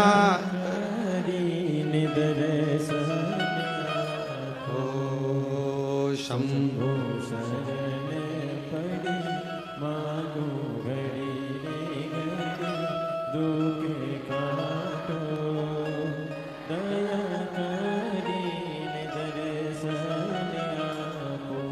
भगवान शिव से केवल दिल से प्रार्थना करो, मेरा हाथ पकड़ लो ओ भोले, दुनिया में हमारा कोई नहीं, मेरा हाथ पकड़ लो ओ भोले, दुनिया में हमारा कोई नहीं, मेरा हाथ पकड़ लो ओ भोले, दुनिया में हमारा कोई नहीं, मेरा हाथ पकड़ लो ओ भोले, दुनिया में हमारा कोई नहीं, दुनिया में हमारा कोई नहीं, दुनिया में हमारा कोई नहीं, दुनिया में हमारा कोई नहीं, दुनिया में हमारा कोई नहीं, दुनिया में हमारा कोई नहीं, दुनिया में हमारा कोई नहीं, दुनिया में हमारा कोई नहीं, दुनिया में हमारा कोई नहीं। ओ मेरा हाथ पकड़ लो ओ भोले, दुनिया में हमारा कोई नहीं, मेरा हाथ पकड़ लो भोले, दुनिया में हमारा कोई नहीं। बड़े प्रेम से दोनों हाथों से ताली से वाले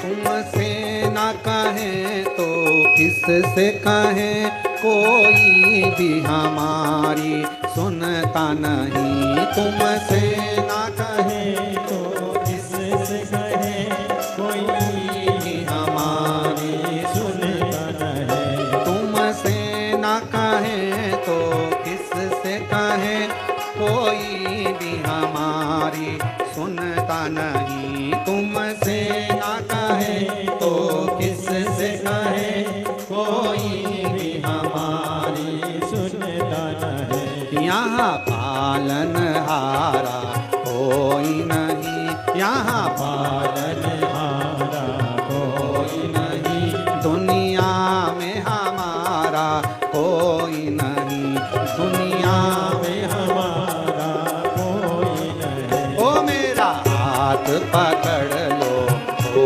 भोले, मेरा हाथ पकड़ लो भोले, दुनिया में हमारा कोई नहीं, मेरा हाथ पकड़ लो भोले, दुनिया में हमारा कोई नहीं।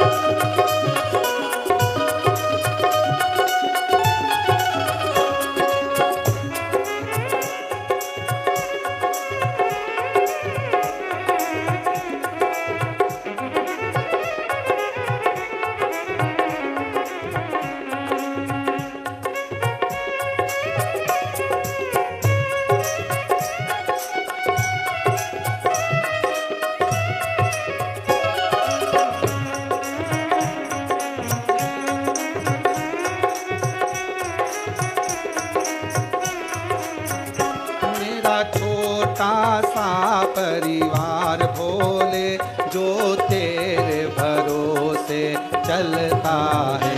मेरा छोटा सा परिवार भोले, जो तेरे भरोसे चलता है। मेरा छोटा सा परिवार भोले, जो तेरे भरोसे चलता है।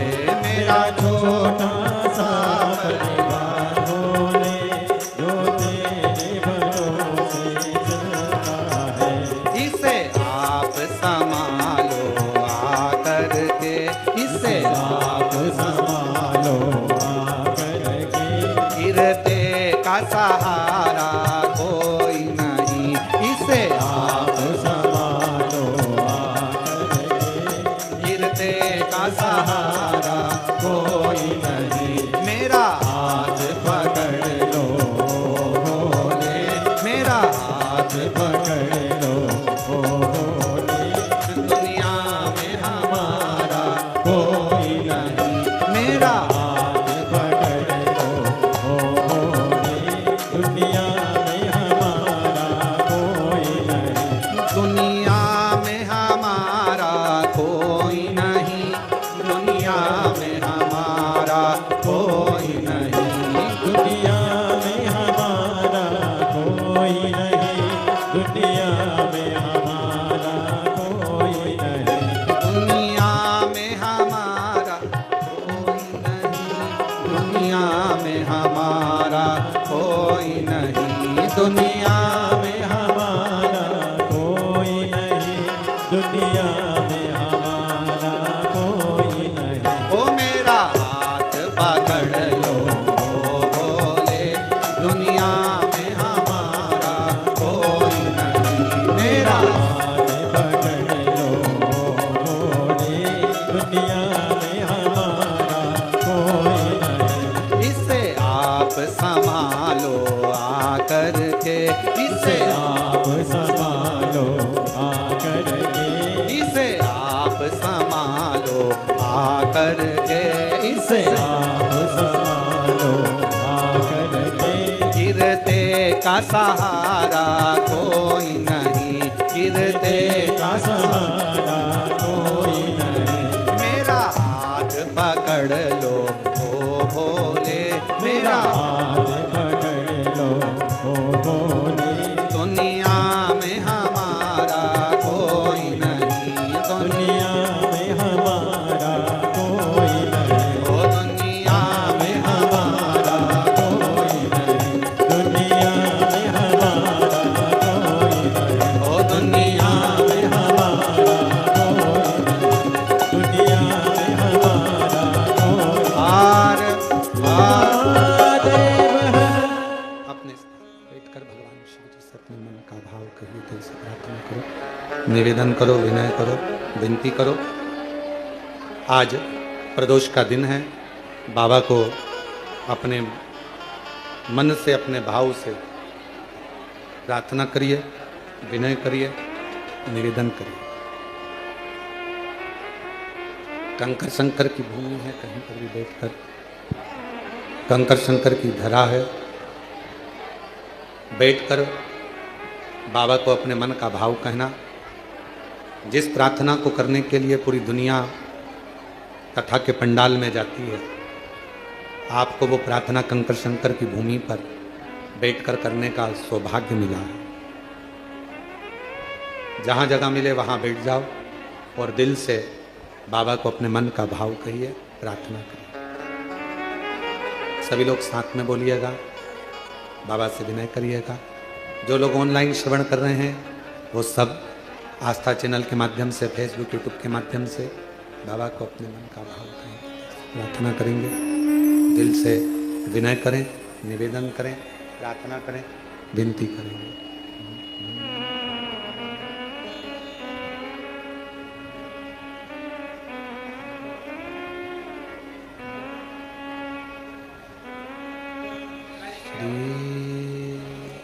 शिवाय नमस्तु, श्री शिवाय नमस्तु श्री शिवा नमस्तु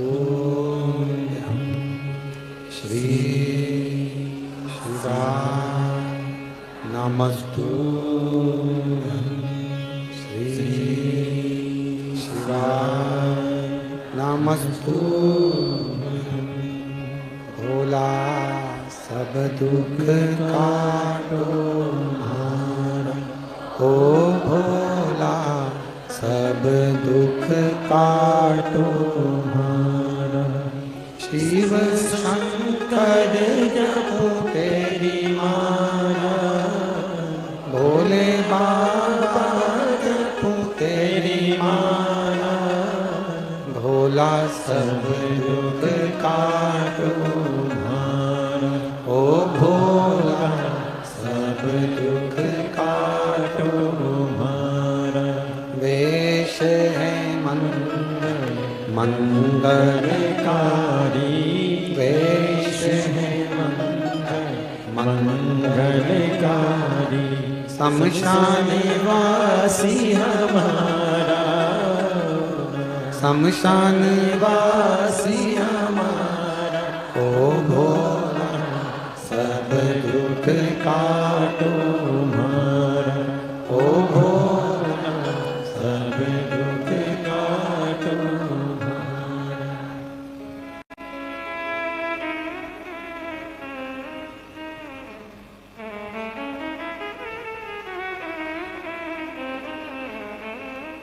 बाबा देवादिदेव महादेव भगवान शिव, ओगरदानी त्रिकालदर्शी कैलाशी विनाशी भगवान शंकर, नित्य करुणा करने वाले भगवान शिव,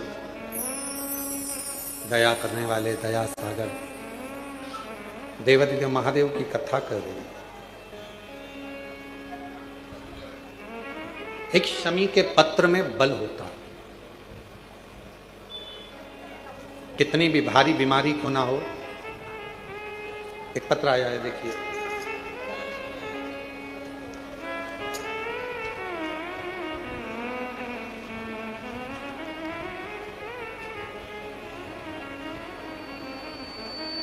मैं इलाबेन भाईलाल जी बरोलिया, ग्राम राजकोट, गुजरात से हैं। इलाबेन भैयालाल जी बरोलिया, ग्राम राजकोट, गुजरात से हूँ। 25 साल से सोराइसिस की बीमारी थी। डॉक्टर के हिसाब से सोराइसिस ऐसी बीमारी है जो मरते दम तक रहती है। शरीर में से खाल निकलती रहती है, खुजालते रहो, शरीर की खाल पूरे शरीर से निकलती है। दवा कराते कराते 25 साल हो गए, पर सोराइसिस की बीमारी ठीक नहीं हुई। तब परिवार का कोई व्यक्ति आया था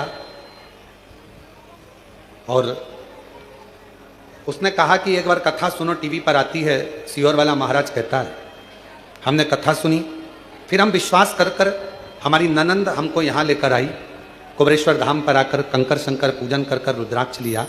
उस रुद्राक्ष को लेकर गए, पानी में गलाते, उस पानी को शिवजी पे चढ़ाकर पीते भी और शरीर पर लगाते भी।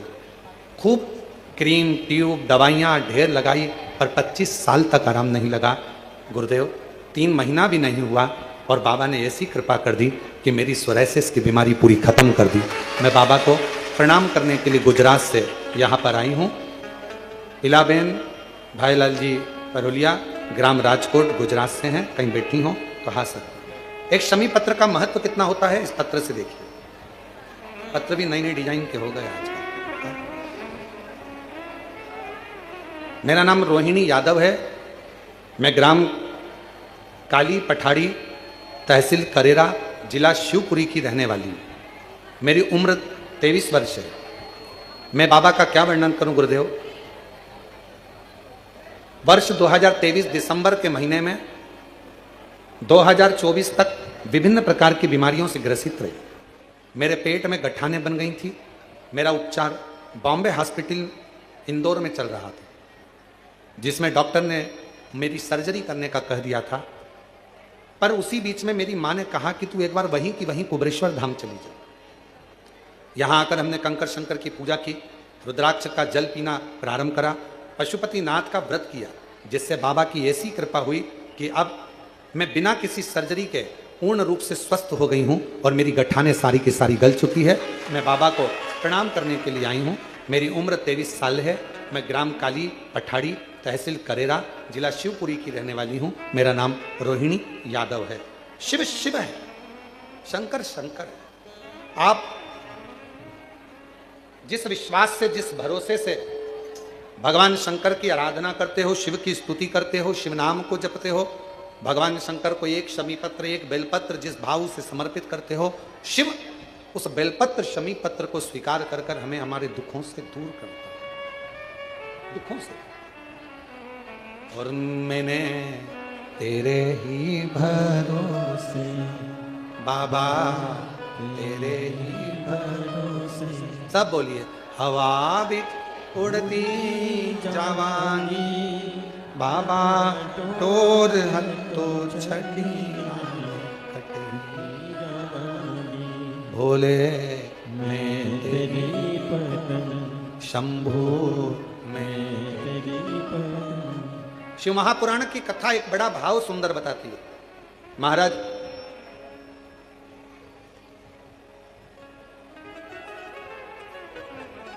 यदि शमी पत्र और बेलपत्र,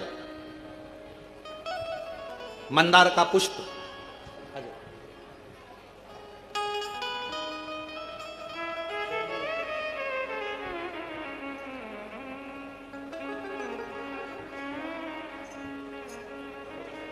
क्या पत्र था?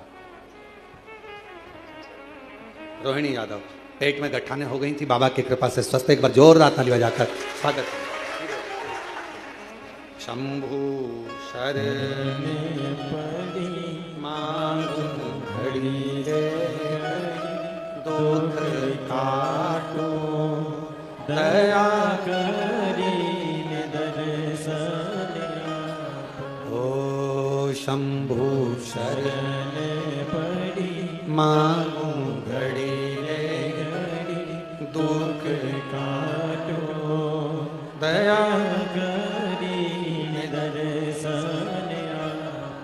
शिव महापुराण की कथा कहती है। मान लो किसी के यहां यदि संपदा की अगर कोई कमी आती है, सारी दुनिया में अगर आप एक बार होकर आ गए हो, सारी दुनिया में माथा टेक लिया, सारी दुनिया को अपना घर दिखा लिया, दुकान दिखा ली, द्वार दिखा लिया, हाथ दिखा लिया, भाग्य दिखा लिया, और भाग्य पलट ही नहीं रहा, बिल्कुल भाग्य ना पलट रहा, तो कार्तिक के महीने का एक नियम बना। कार्तिक के महीने का एक नियम बना लो। हर हर महादेव सदा जय गीता श्री शिवाय नमस्तोभ्यम। पूज्य गुरुदेव का आगमन हो चुका है। गुरुदेव व्यासपीठ पर मंचासीन हो चुके हैं। आप सबकी तरफ से व्यासपीठ को नमन करते हुए, हम सबके प्रिय, हम सबके लड़ले ठाकुर कल्लू जी महाराज के चरणों में नमन करते हुए, परम सत्य परम आदरणीय विश्वविख्यात पूज्य गुरुदेव के पावन चरणों को नमन करते हुए, और आप सभी शिव भक्तों के चरणों में नमन करते हुए, सुंदर आज कथा के दूसरे दिवस में हम सभी प्रवेश करेंगे। और उससे पहले जजमान परिवार द्वारा व्यासपीठ का पूजन करने के उपरांत पूज्य गुरुदेव से आशीर्वाद प्राप्त करते हुए, साथ में आप सभी के लिए एक विशेष सूचना है। देखिए, ये विशेष सूचना आप सभी अपने आसपास के लोगों को भी शेयर कर सकते हैं, जिससे सभी लोगों का एक भ्रम टूटे। आगामी कार्यक्रमों की सूचना पूज्य गुरुदेव द्वारा मंच से दी जाती है। जब तक कोई भी कथा मंच से अनाउंस नहीं हो, तब तक आप कोई भ्रमित प्रचार के दायरे में ना आए। कोई भी भ्रमित प्रचार करके बोल देता है कि इतनी तारीख से इतनी तारीख तक इस शहर में इस जगह पर कथा होगी, लेकिन लोगों उसके बीच में तैयारी कर लेते हैं। कुछ लोग अपने हिसाब से तैयारी कर लेते हैं और बाद में उनको नुकसान झेलना पड़ता है। तो मेरा निवेदन रहेगा, जब तक पूज्य गुरुदेव द्वारा व्यासपीठ से सूचना ना दी जाए, जब तक कोई वीडियो आपके पास में पूज्य गुरुदेव का ना पहुंचे, तब तक किसी भी कथा के बारे में आप श्योर ना हो, तब तक कोई भी कथा के बारे में आप पक्का विश्वास ना करें। ये सूचना आप सभी को पहुंचा सकते हैं। तो आप सभी से निवेदन रहेगा, किसी भी तरह का भ्रमित प्रचार में आप ना आए। जब तक व्यासपीठ से आपको वीडियो ना मिले या फिर पूज्य गुरुदेव द्वारा बोली गई कथाओं का वीडियो आपको जब तक ना मिले, तब तक आप किसी के भी भ्रमित प्रचार में ना आए। सुंदर आज कथा के हम सभी दूसरे दिवस पे प्रवेश करेंगे। आप सभी को ज्ञात है सिद्धपुर नगरी सीहोर की पावन धरा पर नियमित रूप से सुचारू रूप से सेवा का कार्य चलता है। 351 कमरों के साथ में लगभग 15 से 16 बड़े बड़े हॉल भी इसके अंतर्गत बनाए जाएंगे ताकि के भक्त बड़े ही आराम से रुककर भगवान का भजन कीर्तन स्मरण कर कर अपने जीवन को कृतार्थ कर सके, आनंद में कर सके। साथ में आप सभी को ज्ञात है इस धर्मशाला से जुड़ा हुआ एक संकल्प और पूज्य गुरुदेव ने लिया है।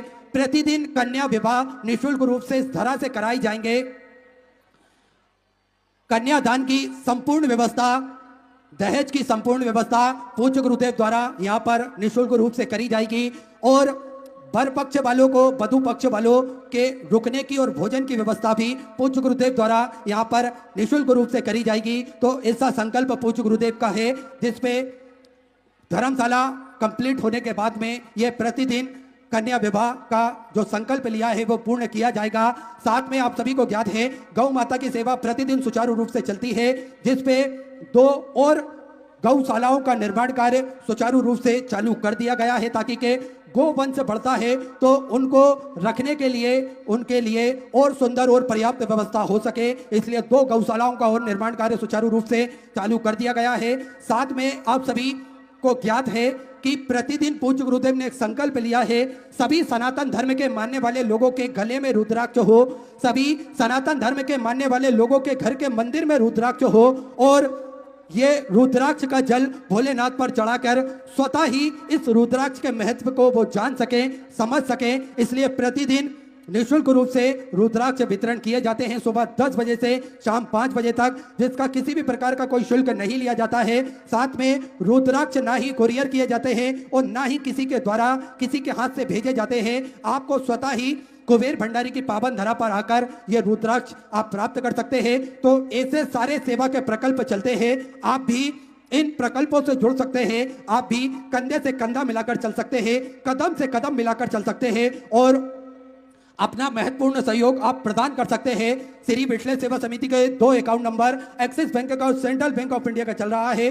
दोनों में से किसी भी अकाउंट में अपनी स्वराशि जमा कर अपना नाम व्हाट्सएप पर आप भेज सकते हैं और अपने नाम का अनाउंसमेंट करवा सकते हैं। घर बैठे आप ये सहयोग, ये सेवा प्रदान कर सकते हैं। तो आइए, जिन दानदाताओं ने, जिन भामाशाहों ने मंदिर, गौशाला, वृद्धाश्रम, अन्य क्षेत्र में अपनी स्वराशि प्रदान करी, उन सभी पावनसारी पुण्यसारी दानदाताओं के नाम श्री विशाल रानू साहेब जी संभाजी नगर मराठी से 1101 रुपए की स्वराशि आपने बाबा कुबरेश्वर धामी समृद्ध की। परेश बापू भाई जी बड़ौदा गुजरात से 1101 रुपए, गौरव जी सोनबाने की तरफ से बीजापुर मराठी से सुधा 500 रुपए, कमल जी बागरा की तरफ से छुरू राजस्थान से सुधा 500 रुपए, बाबू सिंह जी सिसोदिया कोटा राजस्थान से सुधा 1001 रुपए, पूनम जी गुप्ता बेंगलोर से सुधा 500 रुपए, धर्मेंद्र जी भदौरिया इटाबाद उत्तर प्रदेश से सुधा 500 रुपए, शरद जी मधुकर की तरफ से पुणे मराठी से 1111 रुपए, कैलाश सरोज जी मेहरा की तरफ से हल्द्वानी उत्तराखंड से सुधा 3101 रुपए की स्वराशि आपने समझ की। रामेश्वर सिंह जी की तरफ से देवरिया उत्तर प्रदेश से सुधा 500 रुपए, कमलेश कुमार जी गुप्ता नई दिल्ली से सुधा 500 रुपए, राकेश कुमार जी की तरफ से बल्लभगढ़ से सुधा 500 रुपए की स्वराशि आपने समझ की। समीर सिंह जी की तरफ से पटना बिहार से सुंदर 1001 रुपए की स्वराशि आपने समझ की। सुनील कुमार सिंह जी की तरफ से बिहार से सुधर 1001 रुपए की स्वराशि आपने समझ की। राजेश्वर सिंह जी की तरफ से गोरखपुर उत्तर प्रदेश से 1001 रुपए, प्रकाश जी गुप्ता दिल्ली से सुधा 500 रुपए, नंद किशोर जी मून की तरफ से चूरू राजस्थान से सुधा 1100 रुपए, संगीता जी यादव की तरफ से बिलासपुर छत्तीसगढ़ से सुधा 500 रुपए, देवेंद्र जी पाल की तरफ से पठानकोट पंजाब से सुधा 1001 रुपए, ओम कुमार जी की तरफ से मुजफ्फरपुर बिहार से सुधा 1001 रुपए, प्रमोद जी उपाध्याय नेपानगर मध्य प्रदेश से 500 रुपए, गणेश जी प्रजापति जयपुर राजस्थान से सुधर 500 रुपए की स्वराशि आपने समझ की। दयानंद जी की तरफ से दिल्ली से सुधा 500 रुपए, राम भाई जी चौहान की तरफ से रायगढ़ छत्तीसगढ़ से सुधा 1100 रुपए, श्रीमती ओमवती जी सगवार की तरफ से छिंदवाड़ा मध्य प्रदेश से सुधा 2100 रुपए की स्वराशि आपने समझ की। संदीप जी मधुकर की तरफ से भीड़ महाराष्ट्र से सुधा 500 रुपए की स्वराशि आपने समझ की। सुदेश रानी जी की तरफ से जीरकपुर पंजाब से सुधर 6051 रुपए की स्वराशि आपने बाबा कुबरेश्वर धामी समृद्ध की बहुत बहुत बधाई। सुधा विचार आपके सुधा स्वराशि आपने समझ की। राजेश कुमार जी प्रजापति की तरफ से दिल्ली से सुधर 500 रुपए की स्वराशि आपने समृद्ध की। जीतू सुजान सिंह जी की तरफ से जोधपुर राजस्थान से सुधर 2100 रुपए, कांति प्रसाद जी गुप्ता जयपुर राजस्थान से सुधा 500 रुपए, श्रीकांत वसंत जी जोशी मुंबई से सुधर 1000 रुपए, सुषमा सिंह जी की तरफ से कोलकाता वेस्ट बंगाल से सुधा 500 रुपए की स्वराशि आपने समझ की। हरिचंद जी शर्मा देहरादून उत्तराखंड से सुधा 500 रुपए, प्रकाश जी कसाना की तरफ से हिसार हरियाणा से सुधा 500 रुपए, नंदा जी वर्मा वेस्ट मुंबई से सुधा 500 रुपए की स्वराशि आपने समर्पित की। ऋतु राजी तिवारी नोएडा उत्तर प्रदेश से 1551 रुपए की स्वराशि आपने समर्पित की। कालीदास जी भोसले की तरफ से महाराष्ट्र से सुधा 500 रुपए, कमल किशोर जी बाड़िया की तरफ से हिमाचल प्रदेश से सुधा 500 रुपए, लवली मधुवानी की तरफ से राजनगर से सुधा 500 रुपए, विशाल जी गुप्ता कानपुर उत्तर प्रदेश से 500 रुपए, आशा सुनील जी पटेल की तरफ से भुसावल से सुधा 1000 रुपए, संजय जी के भट्ट जबलपुर मध्य प्रदेश से 500 रुपए, लोकेश जी ताऊ रायपुर छत्तीसगढ़ से सुधा 1000 रुपए, गोरख मच्छिंद्र जी लिम्बोरे की तरफ से, अलिया नगर से सुधर 1100 रुपए की चौरे से आपने समृद्ध की प्रवीण जी गिरी की तरफ से, हरियाणा से सुधर 1000 रुपए, मनोज कुमार जी साहू की तरफ से, कोलकाता वेस्ट बंगाल से सुधा 500 रुपए, अरुण जी शर्मा धार मध्य प्रदेश से सुधा 500 रुपए, योगेश कुमार जी की तरफ से बठिंडा पंजाब से सुधा 500 रुपए, नवीन जी विश्वकर्मा की तरफ से नागपुर महाराष्ट्र से सुधा 500 रुपए, महेश्वर प्रसाद जी पटेल की तरफ से जांजगीर छत्तीसगढ़ से सुधा 500 रुपए, डॉक्टर राकेश जी गुप्ता फिरोजाबाद से सुधा 1000 रुपए, संजय सिद्धू जी लोहार की तरफ से पुणे महाराष्ट्र से सुधा 1000 रुपए, सूरज नारायण जी ठाकुर की तरफ से बिहार से सुधर 1100 रुपए की चौरे से आप की भेजनाथ जी जयसवाल की तरफ से सीतापुर उत्तर प्रदेश से सुधा 500 रुपए, श्रीमती ललिता देवी जी की तरफ से कल्याण से सुधर 1000 रुपए, श्रीमती उर्मिला जी की तरफ से राज्य झारखंड से सुधा 500 रुपए, मोहन सिंह जी चौहान धार मध्य प्रदेश से 1000 रुपए, प्रेम सुधा जी मित्तल की तरफ से दिल्ली से सुधा 500 रुपए, शालिनी जी महोबिया की तरफ से दुर्ग छत्तीसगढ़ से सुधा 500 रुपए, राहुल जी यादव खगड़िया बिहार से सुधा 500 रुपए, संजय कुमार जी भटक की तरफ से उत्तर प्रदेश से सुधा 500 रुपए, भानुमति जी परमार की तरफ से पुणे मराठे से सुधा 1000 रुपए, ज्योति जी बंजारी की तरफ से नागपुर मराठे से सुधा 500 रुपए, रश्मि जी शाह की तरफ से अहमदाबाद गुजरात से सुधा 1000 रुपए, बाला साहेब किशन राव जी की तरफ से संभाजी नगर मराठे से सुधा 5000 रुपए की चौरे से अपने बाबा कबरेश्वर दामित समृद्ध की, मंदाकिनी रामराव जी की तरफ से नांदेड़ मराठे से सुंदर 501 रुपए की चौरे से आपने समृद्ध की। सभी दानदाताओं को मैं हृदय की अनंत गहराई से नमन करता हूं, दंडवत करता हूं, प्रणाम करता हूं। सुंदर स्वग्रह से आपकी समृद्ध की जो भक्त अपनी स्वग्रह से मंदिर गौशाला वृद्धाश्रम अन्य क्षेत्र बाबा कबरेश्वर धाम में जो समृद्ध करना चाहते हैं वे टीवी स्क्रीन पर श्री विठले सेवा समिति के 2 अकाउंट नंबर एक्सिस बैंक का और सेंट्रल बैंक ऑफ इंडिया का चल रहा है। दोनों में से किसी भी अकाउंट में अपनी स्वग्रह जमा कर अपना नाम व्हाट्सएप पर भेज सकते हैं। आइए सीधे व्यासपीठ की शरण में चलते हैं। पूज्य गुरुदेव के सानिध्य में सुंदर हम सभी आज दूसरे दिवस की कथा श्रवण करेंगे। जय जय श्री राधे, हर हर महादेव, श्री शिवाय नमस्तुभ्यं।